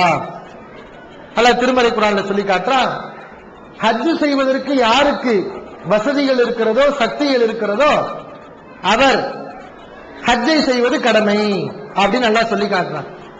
ஹஜ் செய்யறதுக்கு சக்தி இருக்கணும். இப்ப உம்ரா செஞ்சா ஹஜ் கடமையாங்கிறது வந்து கேள்வியே கிடையாது. ஏன்னா சில பேர் உம்ரா செய்வாங்க, செஞ்சு ஹஜ் கடமை இல்லாம இருக்கும். எப்படி ஒரு ஆள் உம்ரா ஓசியில கூட்டி போவார், என்ன செய்வாரு, நான் உங்களை உம்ரா கூட்டி போறேன் வாங்கன்னு கூட்டி போவார், ஓசியில கூட்டி போவார். நம்ம ஓசியில உம்ரா செய்வோம், தப்பு கிடையாது. இப்ப ஓசியில உம்ரா செஞ்சனால ஹஜ் கடமையாகுமா? ஹஜ் கடமையாகாது. இன்னும் ஹஜ்ஜை பொறுத்தவரை பொருளாதாரம் மட்டும் இந்த கணக்கு கிடையாது. பொருளாதாரம் இருக்கணும், உடல் சக்தியும் இருக்கணும். ஒரு ஆளுக்கு உம்ரா செய்யும் போது காசு நிறைய இருக்குது, உம்ரா செஞ்சுட்டு வந்துட்டார். அதுக்கு பின்னாடி ஹஜ் செய்ய நினைக்கிறாரு, ஆனா உடம்புல தெம்பு இல்லை, கால் உடைஞ்சு போச்சு, நடக்க முடியாம படுத்த படுக்கையில இருக்கிறார். இவருக்கு காசு இருக்கு, ஆனா உடம்புல தெம்பு இல்லை. இவருக்கு ஹஜ் கடமையா? இவருக்கு ஹஜ் கிடையாது. ஹஜ் யாருக்கு கடமையாகும்? பொருளாதார வசதி இருக்கணும், உடல் சக்தி இருக்கணும், எல்லாமே சேர்ந்து வந்தாதான் ஹஜ் கடமையாகும். யாருக்கு கடமையாகும்? ஒரு ஆள் உம்ரா செஞ்சுட்டார், அதுக்கு பின்னாடி அவர்கிட்ட என்ன இருக்குது? செல்வம் இருக்குது, உடல்ல வலிமை இருக்குதுன்னு சொன்னா அவர் என்ன செய்யணும்? ஹஜ் செய்யணும். ஆக சக்தி இருக்கிறதா இல்லையா, இப்படித்தான் நம்ம என்ன செய்யணும்? பார்த்து ஹஜ் கடமையாகுமா இல்லையாங்கிறத முடிவு செய்யணும். அடுத்த கேள்வி, பெண்களுக்கு தொழுகை நடத்தலாமா, அதற்கு நன்மை கிடைக்குமா அப்படின்னு கேட்கிறாங்க. பெண்கள் ஆண்களுக்கு நடத்தக்கூடாது, இது மார்க்க சட்டம். ஒரு ஆண் மற்ற ஆண்களுக்கு என்ன செய்யறாரு? இமாமா நின்று தொழுகை நடத்துறாங்கல்ல, இது மாதிரி பெண் என்ன செய்யக்கூடாது? ஆண்கள் கூட்டத்துக்கு இமாமாக நிக்க கூடாதுன்னு மார்க்கம் சொல்லுது. ஏன்? நபிகள் நாயகம் ஸல்லல்லாஹு அலைஹி வஸல்லம் சொல்றாங்க, லா யுஃப்லிஹு கௌமுன் வல்லவ் அம்ரஹும் பி இம்ராத்தின், தன்னுடைய காரியத்துக்கு ஒரு பெண்ணை பொறுப்பாளியாக ஆக்கி கொண்ட ஒரு கூட்டம் வெற்றி பெறாது என்று நபி ஸல்லல்லாஹு அலைஹி வஸல்லம் சொல்றாங்க. இந்த செய்தி புகார்ல பதிவு செய்யப்பட்டிருக்கு. பெண் என்ன செய்யக்கூடாது? ஆண்கள் தலைவராக பொறுப்பாளியாக முன்னாடி கொண்டு வந்து நிக்க கூடாது. பெண்களுக்கு யார் தான் பொறுப்பாளராக இருக்கணும்? ஆண்கள் தான் பொறுப்பாளராக இருக்கணும், தவிர ஆண்களுக்கு பெண்கள் பொறுப்பாளராக ஆக முடியாது. அப்படி ஆனா அது தோல்வியை தான் முடியும், அது நல்லதில்லை என்று நபிகள் நாயகம் ஸல்லல்லாஹு அலைஹி வஸல்லம் சொல்றாங்க. இது பொதுவான செய்தி, இமாமத்தை பத்தி பேசுற செய்தி இல்லாட்டினாலும் பொதுவா ஆண்கள் பெண்கள்கிட்ட பொறுப்பு ஒப்படைக்கூடாது அப்படின்னு சொல்லுது. இமாமத்துங்கிறது ஒரு பொறுப்பு தான். மேல அல்லாஹ் குர்ஆன்ல என்ன சொல்றான்? அர்-ரிஜாலு கவ்வாமூன அலன் நிசாயி, ஆண்கள் பெண்களை நிர்வகிக்கக்கூடியவர்கள். ஆண்களும் பெண்களும் சேர்ந்து இருந்தா யார் யாரை நிர்வகிக்கணும்? யார் யாருக்கு பொறுப்பாளி?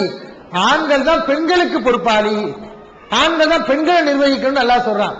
இப்ப இமாமத் செய்யும் போது பெண்களை முன்னாடி வச்சோன்னு வைங்களேன், நம்மளை யார் வழி நடத்துறா? ஒரு பெண் வழி நடத்துகிறார், அவர் நம்மளை கைட் பண்றாரு, அவர் நமக்கு பொறுப்பாளரா நின்று என்ன செய்யறாரு? இமாமத் செய்யறாருன்னு வருது. அப்ப இதெல்லாம் இந்த ஆதாரங்கள் அடிப்படையில தப்பா போகுதுங்கிறதுனால ஆண்களுக்கு பெண் இமாமத் செய்யக்கூடாது.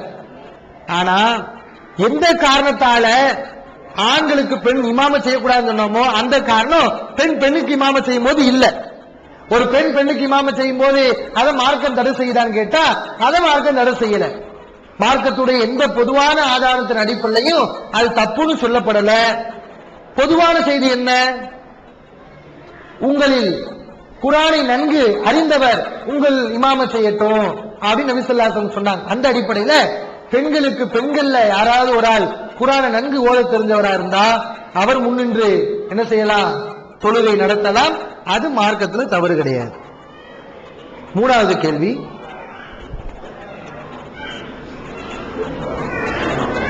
பள்ளியில தொழ வைக்கக்கூடிய இமாம் இணை வைப்பாளராக இருக்கிறார். தொழ வைக்கக்கூடிய இமாம் எப்படி இருக்கிறாரு? இணை வைப்பாளராக இருக்கிறார்.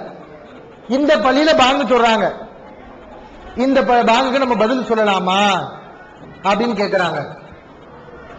பொதுவாக ஒரு விஷயத்தை விளங்கி கொண்டா இணை வைப்பாளர்களுக்கும் நமக்கும் எப்படிப்பட்ட சம்பந்தம் இருக்கணும், எந்த வகையில அவங்களோட நம்ம டீலிங் வைக்கலாம் என்ற ஒரு விஷயத்தை அல்லாஹ் குர்ஆன்ல சொல்றான். அதெல்லாம் நம்ம விளங்கிக்கிட்டோம்னா இது மாதிரியான நிறைய பிரச்சனைகளுக்கு நம்ம தீர்வை காணலாம். அல்லாஹ் என்ன சொல்றான் குர்ஆன்ல? ஆரில் அல் முஷ்ரிகீன், இணை வைப்பாளர்களை நீங்கள் புறக்கணியுங்கள் அப்படின்னு அல்லாஹ் சொல்றான்.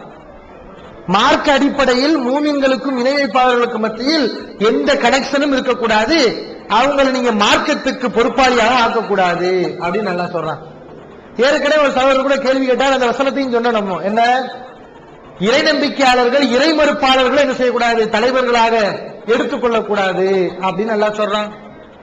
பள்ளிவாசல் பொறுப்பை பத்தி சொல்லும் போது மாகாணலில் முஷ்ரிக்கீன யாமுரு மசாஜித் அல்லாஹ், இணை வைப்பாளர்கள் அல்லாவின் ஆலயங்களை நிர்வகிக்க அருகதையற்றவர்கள், அவங்களுக்கு தகுதியே இல்லை அப்படின்னு அல்லாஹ் சொல்றான். பள்ளி பொறுப்புங்கிறது ரசூல் ஸல்லல்லாஹு அலைஹி வஸல்லம் என்ன, இன்னைக்குதான் நம்ம என்ன செய்யறோம், மோட்டர் சுவிட்ச் போடுறது, பள்ளிவாசலை கூட்டுறது, கழுவி விடுறது, இந்த மாதிரியான நவீன காலத்துல பொறுப்புகள் கூடி போச்சு, பள்ளியுடைய பொறுப்புகள். ஆனா அல்லாஹ்வின் தூதர் ஸல்லல்லாஹு அலைஹி வஸல்லம் காலத்துல பள்ளி பொறுப்புனா என்ன, ரெண்டு பொறுப்பு தான், தொலை வைக்கிறது, பாங்கு சொல்றது, இந்த 2 பொறுப்பு தான் இருந்துச்சு. அப்ப அந்த நேரத்துல பள்ளிவாசலுக்கு இவங்களை இணை வைக்கக்கூடியவர்களை தலைவரை ஆக்கக்கூடாதுன்னா அதுக்கு என்ன அர்த்தம், பள்ளிவாசல்ல இணை வைப்பவர்கள் தொலை வைக்க கூடாது, பள்ளிவாசல்ல இணை வைப்பவர்கள் பாங்கு சொல்லக்கூடாது. பாங்குங்கிறது சாதாரண விஷயம், அது சிறப்புச்சுன்னு சொன்னாங்க நபி ஸல்லல்லாஹு அலைஹி வஸல்லம். அத்துவலுன் நாசி அனாகன், மறுமை நாள்ல கழுத்து நீண்டவர்களாக இருப்பார்கள். யாரு பாங்கு சொல்றாங்க இந்த உலகத்துல, அவங்க மறுமையில கழுத்து நீண்டவர்களா இருப்பாங்க. கழுத்து நீண்டவர்கள் தான் ஒட்டகச்சிங்க மாதிரி நீண்டு இருக்கும்னு கிடையாது, அந்தஸ்து அந்த அளவுக்கு என்ன செய்ய அவங்களுக்கு உயர்ந்து இருக்கும் சொன்னாங்க. அவ்வளவு ஒரு கண்ணியமிக்க சிறப்புக்குரிய பொறுப்பு தான் முஅத்தின் பொறுப்புங்கிறது. இன்னும் அந்த முஅத்தின் பொறுப்புங்கிறது என்ன, அவர் தொழுகைக்கு அழைப்பார், வெற்றியின் பக்கம் வான்னு கூப்பிடுவார். அவருக்கு நம்ம சொல்றோம் நான் வெற்றியின் பக்கம் வர்றேன், தொழுகைக்கு வர்றேன்னு சொல்றோம். அவர் சிறுக்கு செஞ்சுட்டு நரகவாசியா இருந்தா அவருக்கு வெற்றியின் பக்கம் அழைக்க தகுதி இருக்குதா சொல்லுங்க? அவரு முஸ்ரிக்கா இருக்காரு, வாங்கி சொல்லக்கூட முஸ்ரிக்கா இருக்காரு, வெற்றியின் பக்கம் வான்னு சொன்னா அவருக்கு முதல் இது தகுதி இருக்குதா? தகுதியே கிடையாது. அப்ப இணை வைக்கக்கூடிய ஒரு இமாம் தொலை வச்சா நம்ம என்ன சொல்றோம், அவரை பின்பற்றி தொழக்கூடாது. ஏன்? மார்க் அடிப்படையில் அவங்க தலைவரா இருக்கக்கூடாது, அவங்களோட நீங்க டீலிங் வைக்க கூடாது, நல்லா சொல்லி இருக்கிறான். அதே சட்டம் தான் பாங்கு சொல்லக்கூடியவருக்கு வரும். அதனால பாங்கு சொல்லக்கூடியவங்க இணை வைக்கக்கூடியவங்களாக அந்த பள்ளியில பள்ளி நிர்வாக இணை வைப்பை முன்னின்று நடத்தக்கூடிய பள்ளியாக இருந்தால் அப்ப அவங்க சொல்லக்கூடிய பாங்குன்னு பொருட்படுத்தக்கூடாது, அது பாங்கே கிடையாது, அதுக்கு பாங்கு சொல்ல வேண்டிய அவசியம் இல்லை. அந்நிய ஆண்கள் தண்ணீர் கேட்டால் கொடுக்கலாமா அப்படின்னு கேட்கிறாங்க. அந்நிய ஆண்களா இருந்தாலும் யாரா இருந்தாலும் என்ன ஒரு உதவி கேட்கிறாங்கன்னு சொன்னா மார்க்க வரம்புகளை மீறாமல் அவங்களுக்கு உதவி செய்வது தப்பு கிடையாது. அல்லாஹ்வே திருமறை குர்ஆன்ல என்ன சொல்றான், தஆவனு அலல் பிர்ரி வத் தக்வா, நன்மையான காரியங்களில் இறையச்சத்துக்குரிய காரியங்களில் நீங்கள் ஒருவருக்கு உதவி செய்து கொள்ளுங்கள். வலா தஆவனு அலல் இஸ்மி வல் உதுவான், தீமையான பாவமான காரியங்கள்ல ஒரு ஆளுக்கு ஒரு ஆள் உதவி பண்ணாதீங்க அப்படி என்ன செய்யறான் அல்லாஹ் சொல்றான். இப்போ ஒரு ஆளுக்கு அந்நிய ஆள் வர்றார், அவர் தண்ணி கேட்கிறார், கொடுக்கலாம்னா கொடுக்கலாம். ஆனா இஸ்லாமிய மரபு என்ன, அந்நிய ஆள் வரும்போது இஸ்லாம் சில ஒழுங்குமுறைகளை சொல்லுது. என்ன, பெண்கள் அந்நிய ஆளுக்கு முன்னால் பர்தாவை கடைபிடிக்கணும். பர்தானா என்ன, முகம் 2 முன்கைகள், அது மாதிரி இந்த கணுக்காலுக்கு கீழ் உள்ள பாதம் முகம் முன்கைகள், இந்த 3 பாகங்களை தவிர மற்ற எல்லா பாகங்களையும் அந்நிய ஆண்களிலிருந்து மறைக்க வேண்டும் என்று என்ன செய்கிறது இஸ்லாம் சொல்லுகிறது. இதுதான் பர்தாங்கிறது. அப்ப அந்நியான் தண்ணி கேட்கிறான்னு சொல்லிட்டு பர்தா இல்லாம வந்து நிக்க கூடாது, அது மார்க்கத்துக்கு வரம்பு மீறிய செயல். பர்தாவெல்லாம் இருக்குது, மார்க்கத்துல தப்பு இல்லை, பர்தாவை கடைபிடிச்சிருக்கோம், அந்த மாதிரி நேரங்களில் தண்ணியை கொண்டு வந்து கொடுத்தோம்னா என்ன கிடையாது, தவறு கிடையாது. இது ஒரு விஷயம். அதே மாதிரி அந்நிய ஆண்களோடு தனிச்சு இருக்க கூடாது அப்படி என்ன செய்யுது மார்க்கம் சொல்லுகிறது. அப்ப அந்நிய ஆண்கள் இருக்கிறாங்க தண்ணி கேட்கிறாங்கன்னு சொன்னா அவங்க என்ன வீட்டுல உட்கார வச்சு தண்ணி கொடுக்குற இந்த மாதிரி தனிச்சு இருக்கக்கூடிய சூழல் வந்துடக்கூடாது, அதை நம்ம பார்க்கணும். வேற என்ன, அந்நிய ஆண்களோட குலைந்து பேசக்கூடாது அப்படின்னு மார்க்கம் சொல்லுது. அல்லாஹ் திருமறை குர்ஆன்ல சொல்றான், வலா தஹ்லான பில் கௌலி, நீங்கள் குலைந்து பேசாதீர்கள். பெண்களே, நீங்கள் ஆண்களிடத்துல குலைந்து பேசாதீங்க, ஏன்னா கெட்ட எண்ணம் உள்ளவன் என்ன செய்வான், தப்பான எண்ணமெல்லாம் உள்ளத்துல வந்துடும் அப்படின்னு அல்லாஹ் சொல்றான். அப்ப இந்த மாதிரி தண்ணி கொடுக்குறவங்கள பேச்சு வர்றது இதெல்லாம் என்ன செய்யக்கூடாது, தவிர்த்துக்கணும்.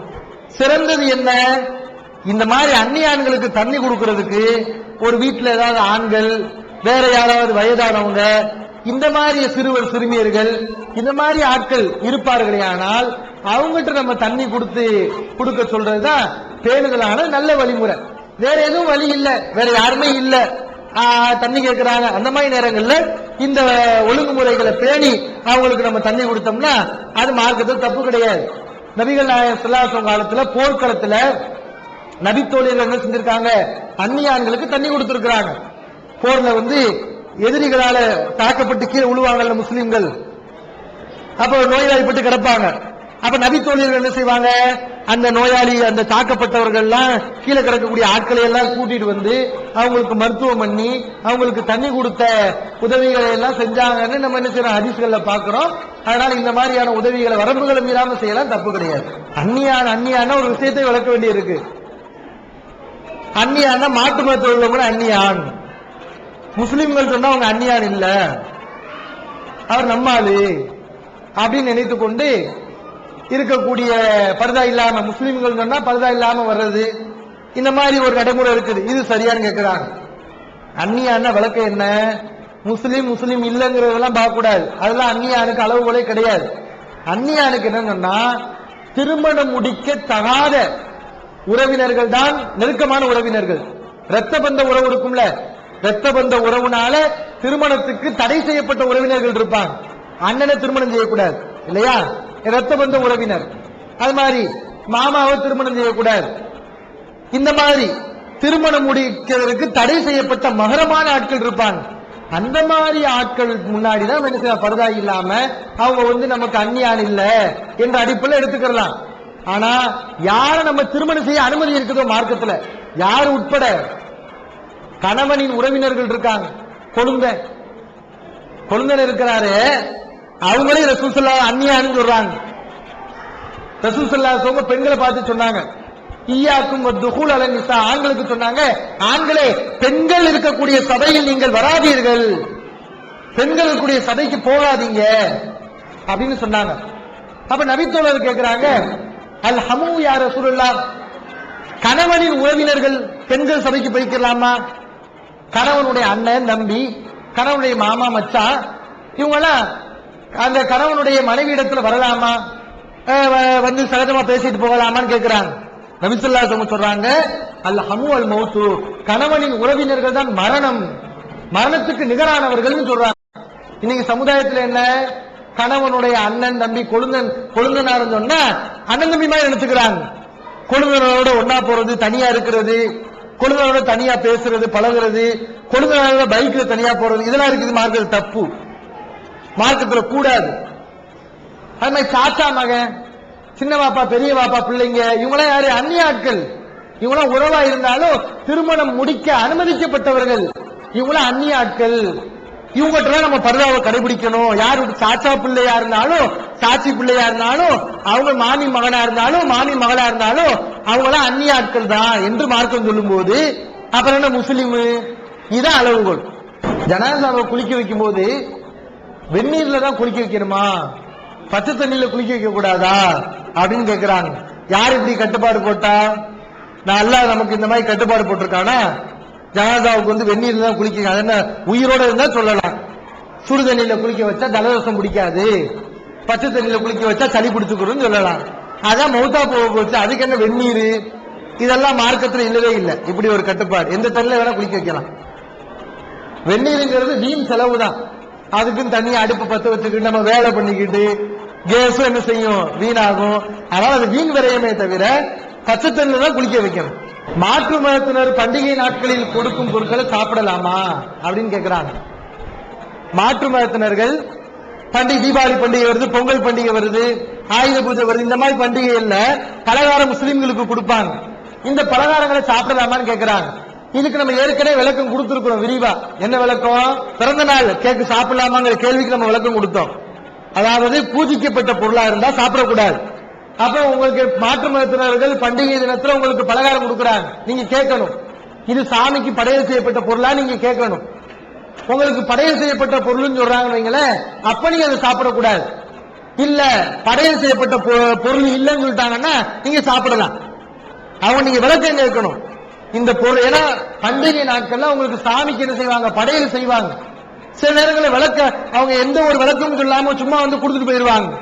நல்ல வேலைக்கு ஒண்ணுமே சொல்லல, படையல் பண்ணணும்னு சொல்லல, படையல் பண்ணணும்னு எதுவுமே சொல்லல, வச்சு அடிச்சு இழுத்துருவோம் அப்படி என்ன செய்யக்கூடாது, இழுத்து வச்சு சாப்பிட கூடாது. அவங்க வந்து ரெண்டும் செய்வாங்க. பண்டிகை நாட்கள் கொடுக்குறாங்கன்னா படையல் பண்ணியும் தருவாங்க, படையல் பண்ணாமலும் தருவாங்க. அப்ப நம்ம கடமை என்ன, கேட்கணும், படையல் பண்ணிருக்கிறீங்களா பண்ணலையா, படையல் பண்ணிருக்குன்னு சொன்னா இதை நாங்க சாப்பிட மாட்டோம், எங்க மார்க்கு தடை செய்யப்பட்டிருக்கு, படையல் பண்ணாத பொருளை வேணா கொடுங்க நாங்க சாப்பிடுறோம் என்ன செய்யணும், அப்படி சொல்லி நம்ம என்ன செய்யணும் சொல்லணுமே தவிர படையல் பண்ண பொருள் என்ன செய்யக்கூடாது, சாப்பிடக்கூடாது.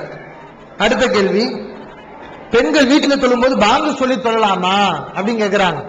பாங்கு சொல்லி தொழுகணும். தொழுகை கடமையான தொழுகை, உபரியான தொழுகைக்கு பாங்கு இக்காமத்து வேண்டியது இல்லை. கடமையான தொழுகையா இருந்தா அவங்க பாங்கு சொல்லி இக்காம சொல்லணும். அதை நபிகள் நாயகம் ஸல்லல்லாஹு அலைஹி வஸல்லம் வலியுறுத்தி சொல்லியிருக்காங்க. எந்த அளவுக்குன்னா, ஒரு அடியான் ரசூல் ஸல்லல்லாஹு அலைஹி வஸல்லம் சொல்றாங்க, பாலைவனத்துல ஒரு மனுஷன் யாருமே இல்ல, ஆடு மாடுகளை மேய்ச்சிக்கிட்டு தன்னந்தனியா இருக்கிறான். அந்த இடத்துல அவன் பாங்கு சொல்லி இக்காம சொல்லி சொல்லுகிறான். இதை பார்த்து அல்லாஹ் ஆச்சரியப்படுகிறான், சந்தோஷப்படுகிறான், மகிழ்ச்சி அடைகிறான் என்று நபி ஸல்லல்லாஹு அலைஹி வஸல்லம் சொல்றாங்க. எங்க அந்த அடியான் பாங்கு சொல்றாரு? ஆளை இல்லாத இடத்துல, ஆளே கிடையாது, அந்த மாதிரி இடத்துல பாங்கு சொல்றாரு, இக்காம சொல்றாரு, அல்லாஹ் என்ன செய்யறான், சந்தோஷப்படுறான்னு சொல்றாங்க. அப்ப ஆளை இல்லாம என்ன செய்யலாம், பாங்கு சொல்லலாம். அல்லாஹ் சந்தோஷப்படுறான், மகிழ்ச்சி அடையலாம். இது யாருக்குரிய சிறப்பு? ஆண்களுக்கு மட்டுமே இந்த சிறப்பு இருக்குது.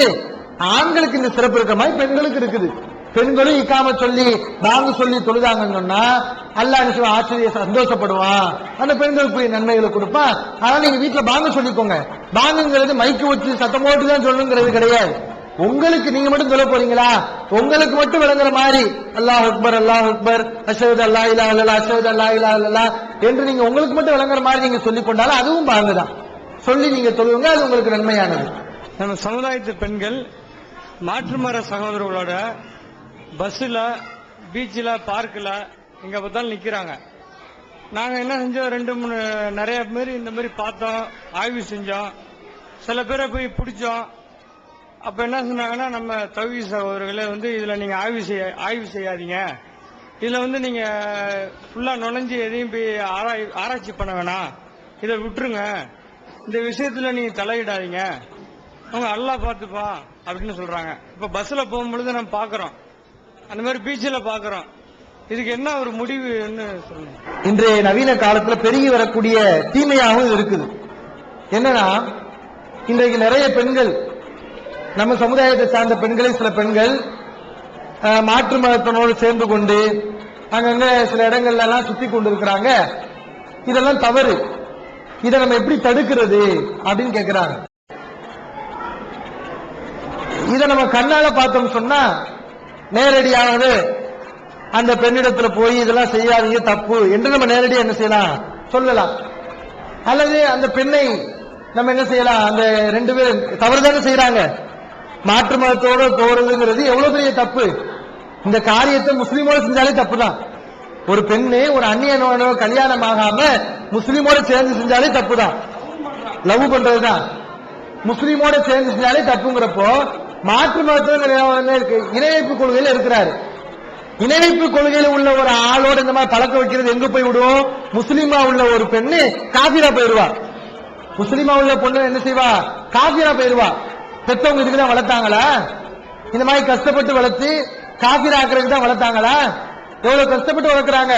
அப்ப இந்த மாதிரி நேரங்களில் நீங்க என்ன செய்யணும், நம்ம வேலை என்ன அப்படின்னு ஓடிடக்கூடாது, அது தப்பு. நம்ம என்ன வேலை, நம்மளா பார்க்காதீங்க, ஆய்வு செய்யாதீங்கன்னு விடக்கூடாது. இதே இது நம்ம வீட்டுக்குள்ள இப்படி இருந்தா ஆய்வு செய்ய வேண்டாம், நம்ம ஒதுங்கிடுவோமா? நம்ம வீட்டுக்குள்ள இந்த மாதிரி ஒரு தப்பு செஞ்சா என்ன செய்வோம், நம்ம அந்த தப்பை தடுத்து நிறுத்துவோம், உரிய நடவடிக்கை எடுப்போம். அதே மாதிரிதான் நம்ம என்ன செய்யணும், யார் பெற்ற பிள்ளைய இந்த மாதிரி தப்பான வழியில போகுதுன்னு சொல்லி கவலைப்பட்டு என்ன செய்யணும், அந்த பெண்ணை என்ன செய்யணும், நம்ம ஜமாத்துன்னு சொன்னா அந்த 2 பேரையும் கையும் களவுமாக பிடித்து அந்த பெண்ணுக்கு உரிய பொறுப்பாளர்கள் என்ன செய்யணும், நம்ம போன் பண்ணி இந்த மாதிரி உங்க பெண்ணு தவறு செய்யுது, அதை நீங்க வாங்கன்னு சொல்லி என்ன செய்யணும், அதை பெற்றோருடைய கையில ஒப்படைக்கணும். ஒப்படைத்து அவங்களுக்கு என்ன செய்யணும், நம்ம அறிவுறுத்தணும். அறிவுறுத்தி என்ன செய்யலாம், நாட்டுடைய சட்டத்துக்கு மாற்றம் இல்லாத வகையில இந்த தீமையை நம்ம என்ன செய்யலாம், களையலாம். இதுக்கு என்ன செய்யறது அப்படின்னு கேட்டா, நம்ம சமுதாய மக்கள் தான் விழிப்புணர்வோட இருக்கணும், பெண்கள் தான் அதிக விழிப்புணர்வோட இருக்கணும். ஏன்னா இன்னைக்கு இந்த தீமை அதிகரிச்சுக்கிட்டு இருக்குது.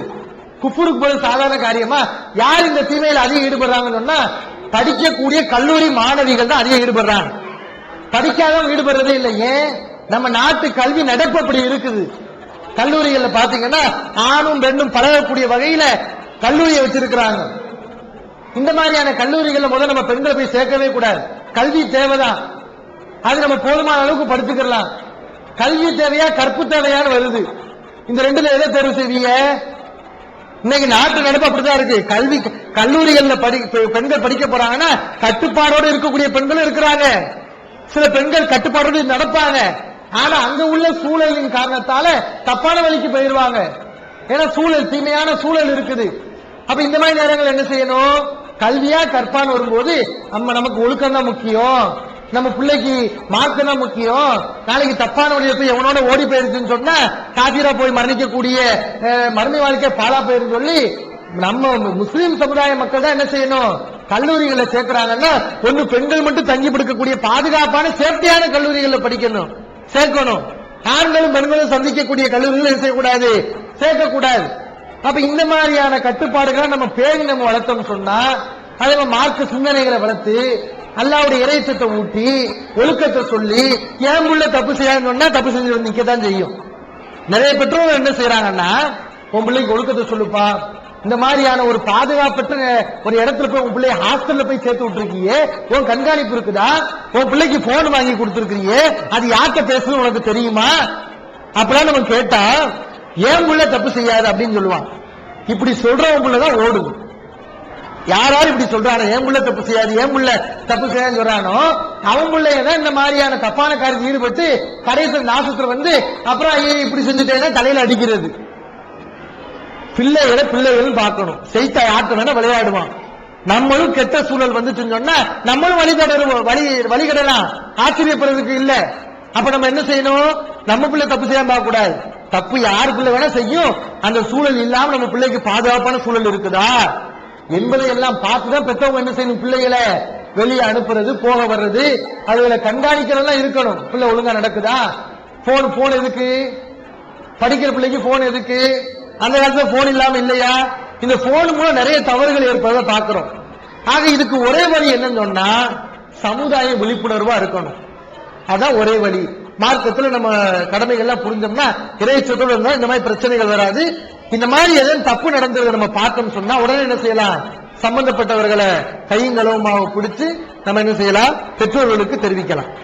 இந்த கேள்வியோட தொடர்ச்சி, மாற்று மத சகோதரர்கள் நம்ம பெண்களை பார்க்கிறாங்க அப்படின்னு சகோதரர் சொன்னாங்க. அது மாத்திரமல்ல, நம்ம பசங்களும் மாற்று மத சகோதரர்களை பாக்குறாங்க, நம்ம சகோதரர்கள் நம்ம பெண்களையும் பாக்குறாங்க. நம்ம பசங்க செய்யற தப்பினால தான் நம்ம சகோதரர்களும் சரி சகோதரிகளும் சரி தவறான வழிக்கு தள்ளப்படுறாங்க. தப்பு யாரு செஞ்சாலும் தப்புதான். மாற்று மதத்துல சாராயம் குடிச்சா ஹராமு, ஒரு முஸ்லீம் சாராயம் குடிச்சா ஹலாலு, அது இஸ்லாத்துல கிடையாது. விபச்சாரம் செய்து மாற்று மதத்துல தான் ஹராமு, முஸ்லீம் நல்லா விபச்சாரம் பண்ணிக்கோ, இப்படி அல்லாஹ் சொல்லவே இல்லை. விபச்சாரம் யாரு செஞ்சாலும் அவனுக்கு அல்லாஹ்வுடைய தண்டனை உண்டு. அல்லாஹ் எச்சரிக்கை பண்றான். தப்புக்குத்தான் அல்லாஹ் எச்சரிக்கை பண்றாங்க தவிர தண்டனையை தவிர ஆளை பார்த்து என்ன செய்ய மாட்டான். அல்லாஹ் தண்டனையில வித்தியாசப்படுறது கிடையாது. ஆனா மாற்று மதத்தை தப்பா நடக்கிறாங்க, தப்பா நடக்கிறாங்க, அதையும் கண்டிப்போம். முஸ்லீமா இருந்து தப்பு செய்யற அதுவும் தப்பு தான். இதுவும் கூடாது அதுவும் கூடாது, ரெண்டுமே தப்பு தான். அது கேள்வி என்ன கேட்கிறாங்கன்னா, ஒரு பெண்மணி கணவனுடன் வாழ விருப்பம் இல்லாம குலா பண்ணிடுறாங்க. குலானா பெண் செய்யக்கூடிய விவாகரத்து. ஆண் விவாகரத்து செஞ்சா அதுக்கு பேர் தலாக்கு. பெண் எனக்கு வேண்டாம் என்று கணவனை நிராகரித்தால் அதுக்கு பேர் குலா. ஒரு பெண்மணி இந்த மாதிரி குலா விட்டுறாங்க, கணவன் வேண்டான்னு புறக்கணிச்சிடறாங்க. ஆனா அந்த கணவன் என்ன செய்யறாரு? கையெழுத்து போட்டு கொடுக்கணும்ல, இனிமே நான் உனக்கு கணவன் கிடையாது, நம்ம இருவருக்கும் உள்ள உறவு முறிகிறது அப்படின்னு அவர் கையெழுத்து போட்டு கொடுக்கணும். ஆனா அவர் கையெழுத்து போட்டு கொடுக்க மாட்டேங்கிறார். 2 வருஷம் ஆச்சு. இப்ப இந்த பெண்மணி இன்னொரு கல்யாணம் பண்ணலாமா அப்படின்னு கேட்கிறாங்க. இந்த பிரச்சனையை பொறுத்தவரை நீங்க முறையா குலா வாங்கியிருந்தீங்கன்னு சொன்னா கணவன் கையெழுத்து போட்டா என்ன போடாட்டினா என்ன, அதை நம்ம பார்க்க வேண்டிய அவசியமே இல்லை. என்ன செய்யணும்? குலாங்கிறது என்னமோ நம்ம தனியா நான் உன்ன ஆண் விருப்பப்படி ஒரு பெண்ணை நீ தலாக் அப்படின்னு சொன்னா தலாக் ஆயிராது. ஒரு பெண்ணு ஆணை பார்த்து உனக்கு நான் குலா விடுறேன்னு சொன்னா உடனே குலா வராது. அதுக்காக நிறைய ரூல்கள் இருக்குது.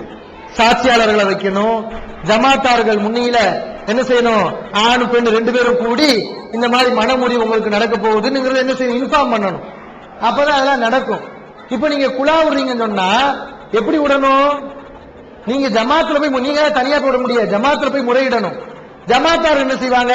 உங்க சார்பில் போய் என்ன செய்வாங்க? உங்க கணவன் அழைச்சு, இந்த பாரப்பா இந்த பெண்ணு உங்க கூட வாழ மாட்டேங்குதுன்னு சொல்லுது, விருப்பம் இல்லைன்னு சொல்லிடுது, அதனால உங்க 2 பேருக்கு மனமுறிவு ஏற்படுது அப்படின்னு சொல்லி என்ன செய்வாங்க, அவர்கிட்ட இருந்து உங்களுக்கு இனிமே இவர் கணவர் இல்லைன்னு கையெழுத்து வாங்கி கொடுப்பாங்க. இது ஜமாத்தார்கள் செய்வாங்க. நீங்க ஜமாத் ரீதியில போனாதான் அவர்கிட்ட நீங்க கையெழுத்து வாங்க முடியும். ஒரு பேச்சுக்கு ஜமாத் ரீதியிலே போறீங்க, அவர் அடங்க மாட்டேங்கிறாரு, ஜமாத்து கட்டுப்படாம என்ன செய்யறாரு, கையெழுத்து போடாம ஊரை விட்டு ஓடிட்டாருன்னு வைங்களேன், ஊரை விட்டு என்ன கையெழுத்து போடாம ஓடிட்டாரு, அப்ப நமக்கு என்ன குலா நிகழாமையா போகும்? ஜமாத்தார்கள் என்ன செய்வாங்க, அவங்க முடிவு செய்வாங்க, இந்த பெண்ணுக்கும் இவருக்கும் எந்த உறவும் இல்லை, இந்த பெண்ணுக்கு ஒரு கணவருங்கிற உறவு இதோட முடியுது, இனி இந்த பெண் விருப்பம் போல் மறுமணம் செய்து கொள்ளலாம் என்று உங்களுக்கு ஜமாத்தார்கள் அங்கீகாரம் கொடுப்பாங்க. அவர் கணவருங்கிற தகுதி இழந்துருவார். அவர் கையெழுத்து போட்டாதான் தகுதி இழப்பாருங்கிறது கிடையாது. ஆண் விரும்புறாரோ விரும்பலையோ ஜமாத்தார் சொன்னா கட்டுப்படணும். கட்டுப்படாம போறாரா மனமுறிவு ஏற்பட்டுரும். நீங்க என்ன செய்யலாம், அவர் கையெழுத்து போடாட்டாலும் பரவாயில்லை, நீங்க ஜமாத்தார முன்னில வச்சு சாட்சிகளை முன்னில வச்சு முறையான அடிப்படையில் குலா வாங்கினீங்கன்னா அதற்கு முன்னாடி நீங்க என்ன செய்யலாம், தாராளமாக மறுமணம் செய்து கொள்ளலாம். 2 வருஷம் ஆகுதுலாம் பார்க்க வேண்டியதில்லை. குலா முடிஞ்சு முறையான குலா வாங்கி அதுக்கப்புறம் 1 மாதவிடாய் காலம் நீங்க இதா இருந்துட்டாலே மறுமணம் செஞ்சுக்கலாம். ஒவ்வொரு பெருநாளும் பிறை பார்த்து தான் நோன்பு நோக்க வேண்டும் என்று சொல்லுகிறார்கள். நம்ம சொல்லிக் கொண்டிருக்கிறோம், இதை பத்தி நீங்க விளக்குங்க அப்படிங்கிறாங்க. நாம ஏன் பார்க்கிறோம் அப்படி? ஒவ்வொரு ஹஜ்ஜு பெருநாள்லையும் ஒவ்வொரு மாதமும் இவங்க பிற பார்த்துட்டு இருக்கிறோம். ஒவ்வொரு பெருநாள் மட்டும் கிடையாது, ஒவ்வொரு மாதத்திலையும் பிறைய கண்ணால பார்த்து இது முதல் பிறையா என்பதை என்ன செய்யறோம், நம்ம முடிவு செய்யறோம். எதுக்கு இப்படி பார்க்கணும்? நபிகள் நாயகம் ஸல்லல்லாஹு அலைஹி வஸல்லம் தெளிவாகவே இப்படி பார்க்கணும்னு சொல்லி இருக்கிறாங்க. புகாரில, முஸ்லிம்ல, இன்னும் பல ஹதீஸ் நூல்கள்ல பதிவு செய்யப்பட்டிருக்கு. சூமூல் இருயதிஹி வஃப்திரூல் இருயதிஹி, பிறையை கண்ணால் பார்த்து நீங்கள் நோன்பு வையுங்கள், பிறையை நீங்கள் கண்ணால் பார்த்து நீங்கள் ரமலானை முடிவு செய்யுங்கள், பெருநாளை முடிவு செய்யுங்கள். ரமலானை ஆரம்பிக்கிறது பிறையை பார்த்துதான், ரமலான் முடிஞ்சிருச்சு பெருநாள் நாளைக்கு என்று முடிவு செய்வதும் பிறையை பார்த்துதான். இப்படித்தான் நீங்க முடிவு செய்யணும் நபி ஸல்லல்லாஹு அலைஹி வஸல்லம் சொல்றாங்க. இப்படி மட்டும் சொல்லல, பிறையை பார்க்காம நோன்பு வைக்க கூடாது, தடையும் போடுறாங்க. லா தசூமு ஹத்தா தரவுல் ஹிலால், பிறையை நீங்கள் கண்ணால் பார்க்காமல் நீங்கள் நோன்பு நோக்க வேண்டாம். வலா துஃப்திரு ஹத்தா தரவுஹு, பிறையை கண்ணால் பார்க்காமல் நீங்கள் பெருநாளை முடிவு செய்யாதீங்க என்றெல்லாம் நபி ஸல்லல்லாஹு அலைஹி வஸல்லம் என்ன செய்யறாங்க, சொல்றாங்க. இந்த ஹதீஸ் தெளிவா இருக்குதா இல்லையா? இது புகார்ல இருக்கு, முஸ்லிம்ல இருக்கு, நிறைய ஹதீஸ்கள் பதிவு செய்யப்பட்டிருக்கு. இதெல்லாம் நமக்கு என்ன சொல்லுது? பிறையை நம்ம கண்ணால பார்த்து தான் முடிவு செய்யணும், கண்ணால பார்க்க முடிவு செய்ய கூடாது அப்படிதானே சொல்லுது. இதை தானே நம்ம செயல்படுத்திட்டு இருக்கிறோம். அப்ப கேள்வி நம்ம யார்கிட்ட கேட்கணும்? ஏன்பா நீ கண்ணால பார்க்காம கணிக்கிறாங்கல்ல, அவங்ககிட்ட கேட்கணும். நம்ம செய்யறோம்னா ஹதீஸ் அடிப்படையில் செய்யறோம், ரசூலுல்லாஹ் சொல்றாங்க செய்யறோம். ஏன் செய்வீங்கன்னா ரசூலுல்லாஹ் சொன்னாங்க செய்யறோம், அதான் பதில். ஆனா கணிக்கிறாங்க, அவங்ககிட்ட கேட்கணும். கணிக்கிறீங்களப்பா, ரசூலுல்லாஹ் காலத்துல பெரிய கண்ணால பார்த்தானே வச்சாங்க, ஆமா. நீ கணிக்கிறியே, என்ன ஆதாரம்? ரசூலுல்லாஹ் செஞ்சாங்களா? ரசூலுல்லாஹ் செய்யல அப்படிம்பாங்க. ஹதீஸும் கிடையாது அவங்களுக்கு.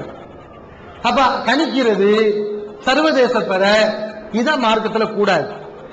நபிகள் நாயகம் ஸல்லல்லாஹு அலைஹி வஸல்லம் கணிப்புங்கிற ஒரு முறையை காட்டி தரவே இல்லை. எல்லா பேருக்கும் லேசான ஒரு வழியை தான் கண்ணால பார்த்து வைங்கன்னு சொன்னாங்க. கணிப்பு இங்க வந்திருக்கு எத்தனை பேருக்கு தெரியும் சொல்லுங்க?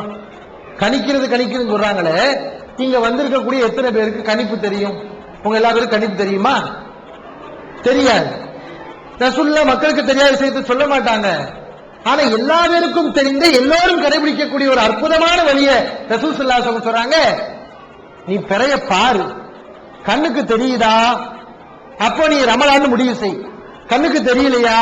முந்தைய மாசத்தை 30 முடிவு பண்ணிட்டு நீ அடுத்தடுத்த நாளை அடுத்த மாதம் நீ கணக்கு பண்ணி வந்துரு. பிறைய இப்ப தெரிஞ்சாலும் தெரியாதும் பிரச்சனை இல்ல. இது அழகான ஒரு வழிமுறையா இல்லையா? இது எல்லாரும் ஃபாலோ பண்ண முடியும். நீங்க ஃபாலோ பண்ண முடியும், நான் ஃபாலோ பண்ண முடியும். படிக்காத ஒரு பாமரர் இருக்கிறானே, சாமானியன், ஒரு விவசாயி, அவன் ஃபாலோ பண்ண முடியும். இந்த ஹதீஸ என்ன செய்வான்? பிறைய பார்ப்பான். தெரியுதா? மாசம் ஆரம்பிச்சிருச்சு. தெரியலையா? முந்தைய மாசம் 30 முடிஞ்சிருச்சுன்னா அடுத்த மாசம் ஆட்டோமேட்டிக்கா ஆரம்பிச்சிடும் என்று முடிவு செய்ய போறான். இப்படி அழகான லேசான வழி இருக்கும்போது கணிப்புன்னு போறாங்க. கணிப்பு விஞ்ஞானத்தை இஸ்லாம் அனுமதிக்கலையான்னு வருவாங்க. விஞ்ஞானத்தை இஸ்லாம் அனுமதிக்குது. மார்க்கமா விஞ்ஞானமா என்று வரும்போது மார்க்கத்தை புறந்தள்ளி விட்டு விஞ்ஞானத்தை எடுக்கலாமா? விஞ்ஞானத்தை எடுக்கலாம். எப்ப எடுக்கலாம்? ஒரு மார்க்க விஷயத்துக்கு உதவியாக விஞ்ஞானம் வறுமையானால் விஞ்ஞானத்தை எடுக்கலாம். ஒரு மார்க்க விஷயத்தை ரிஜெக்ட் பண்ற அளவுக்கு விஞ்ஞானம் வறுமையானால் அப்ப விஞ்ஞானத்தை எடுக்கலாமா? பெருநாள முடிவு செய்து விட்டு ரசூலா என்ன சொன்னாங்க? கண்ணால பாருன்னு சொல்லி இருக்கிறாங்க. இங்க நம்ம கணிப்புங்கிற அடிப்படையில் செயல்பட்டோம்னா கண்ணால பாருங்கிற உத்தரவு மீறப்படுகிறது. அப்ப நபி வழிக்கு மாற்றமான விடக்கூடிய ஒரு சூழல் வருது. அதனால இங்க விஞ்ஞானத்தை எடுக்க மாட்டேங்கிறோம். சில இடங்கள்ல விஞ்ஞானத்தை எடுப்போம். எங்க எடுப்போம் கேட்டா, இந்த தொழுகை நேரங்கள்லாம் பாக்குறோம்ல, சூரிய உச்சிலிருந்து சாய்ந்துட்டா நுகருங்கிறோம். இங்க நம்ம விஞ்ஞானத்தை கணிப்பை வச்சுதான் என்ன செய்யறோம்? சூரிய எத்தனை மணிக்கு சாயுதுங்கிற கணிப்பை வச்சுதான் நம்ம முடிவு செய்யறோம். அப்ப இங்க மட்டும் விஞ்ஞானத்தை எடுக்கிறேன்னு கேட்பாங்க. விஞ்ஞானத்தை எடுக்கிறோம். ஏன் எடுக்கிறோம்? நபி ஸல்லல்லாஹு அலைஹி வஸல்லம் சூரிய உச்சிலிருந்து சாயுது நீங்க பார்க்கத்தான் வேணும்னு சொல்லல. அவங்க சொன்னது என்ன? சூரிய உச்சிலிருந்து சாய்ந்துட்டா நீங்க நுகர் தொழுவலாம் சொன்னாங்க. அவ்வளவுதான். சூரியன் எப்ப சாயுதுங்கிறத விஞ்ஞானத்தை உதவிக்கு எடுக்கிறோம்.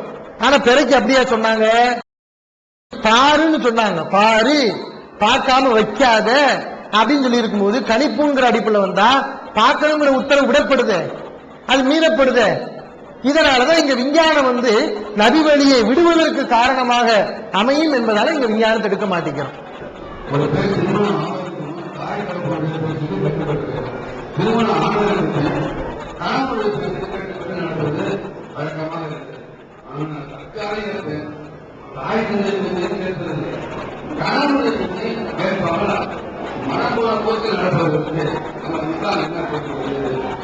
தாய் தந்தையருடைய பேச்சை கேட்காம மனம் போன போக்கிலே வாழக்கூடிய பிள்ளைகளுக்கு என்ன தண்டனை, என்ன எச்சரிக்கை என்று சகோதரங்க கேட்கிறாங்க. தாய் தந்தையர்களை நோவினை செய்வது இஸ்லாத்துல வன்மையாக தடை செய்யப்பட்டிருக்கு. எந்த அளவுக்குனா அதை பெரும்பாவம் என்ற அளவுக்கு நபிகள் நாயகம் ஸல்லல்லாஹு அலைஹி அவர்கள் சொல்லி இருக்கிறாங்க. இன்னல்லாஹ் ஹர்ரம அலைக்கும் ஹுக்கூகல் உம்மஹாத், தாய்மார்களுக்கு நோவினை செய்வதை அல்லாஹ் உங்களுக்கு ஹராமாக்கி இருக்கிறான். அது ஹராம். எப்படி ஹராம்?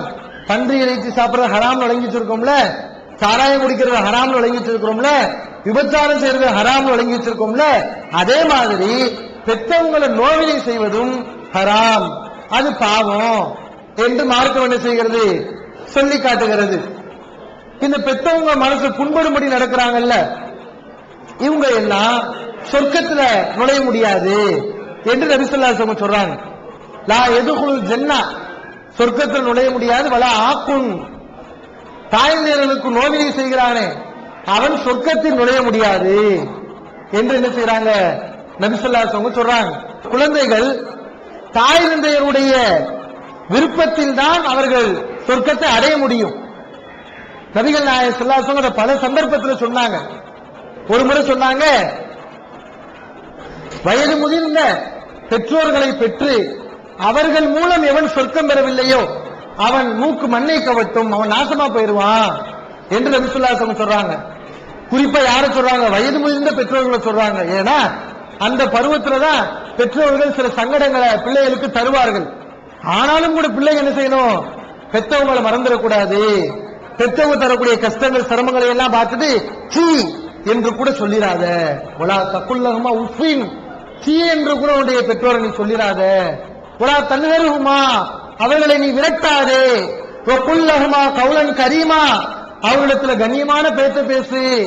வக்ஃபில்லஹுமா ஜனாஹ துல்லி மின ரஹ்மா, பணிவு என்ற இறக்கை அவர்களிடத்துல தாழ்த்தி. இவளும் பிள்ளைகளுக்கு பிள்ளை என்ன செய்யணும்? பணிவுங்கிற இறக்கையை பெற்றவங்க தாத்தி நட. உனக்கு கைகாலம் முளைச்சுன்னு சொல்லி இஷ்டத்துக்கு நீ ஆடாத. ரெக்க முளைக்கிறதுக்கு முன்னாடி ஒரு குஞ்சு எப்படி தாய் பின்னாடியே சுத்துமோ, தாய்க்கு கட்டுப்பட்டு நடக்குமோ, அதே மாதிரிதான் நீ ரெக்க முளைச்சதுக்கு பின்னாடியும் உனக்கு உடம்புல வலு வந்ததுக்கு பின்னாடியும் தாய்ந்தருக்கு பணிஞ்சுதான் நீ நடக்கணும் என்று அல்லாஹ் குர்ஆன்ல சொல்றான். சாஹிபுமா பித்துன்யா மாரூஃபா, உன்னுடைய பெற்றோர்களுக்கு உலக விஷயத்துல நல்ல முறையில கட்டுப்படு என்றெல்லாம் என்ன செய்யறான் அல்லாஹ் திருமறை குர்ஆன்ல சொல்லி காட்டுறான். அல்லாஹ்வுக்கு அடுத்து முதல்ல யாருக்கு கட்டுப்படணும்? அல்லாஹ்வுக்கு தான் நம்ம கட்டுப்படணும். அல்லாஹ்வுக்கு அடுத்து மனிதர்கள்ல அதிகமாக கட்டுப்பட வேண்டும் என்று அல்லாஹ் சொன்ன நபர்கள்ல முதல் நபர் யாருன்னா பெற்றவங்க தான்.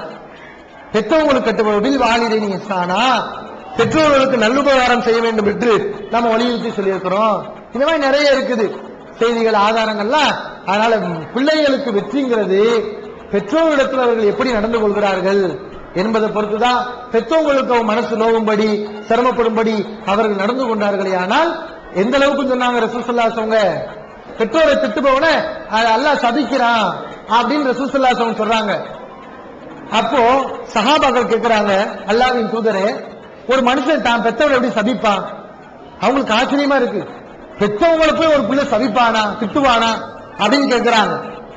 சஹாபா நபி ஸல்லல்லாஹு அலைஹி வஸல்லம் சொல்றாங்க, நீங்க அப்படி கேட்கிறீங்க, சபிப்பான். எப்படி சபிப்பானா, இவனுக்கு இன்னொருத்தருக்கு சண்டை நடக்குது, இவன் என்ன செய்வான் தெரியுமா, அவனுடைய பெற்றவங்களை திட்டுவான்.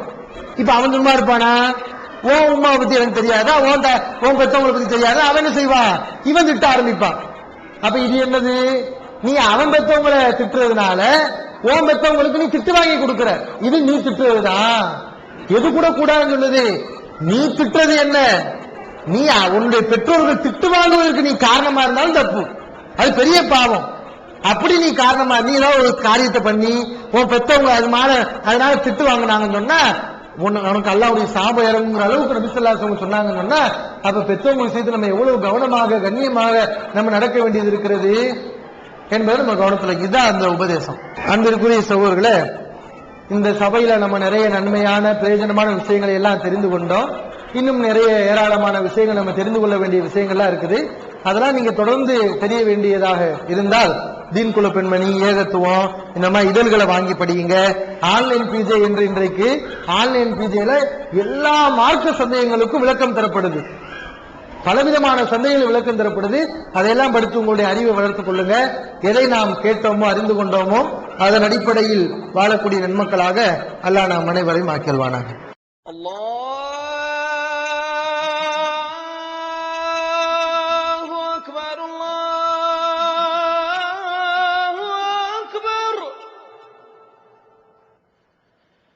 Allah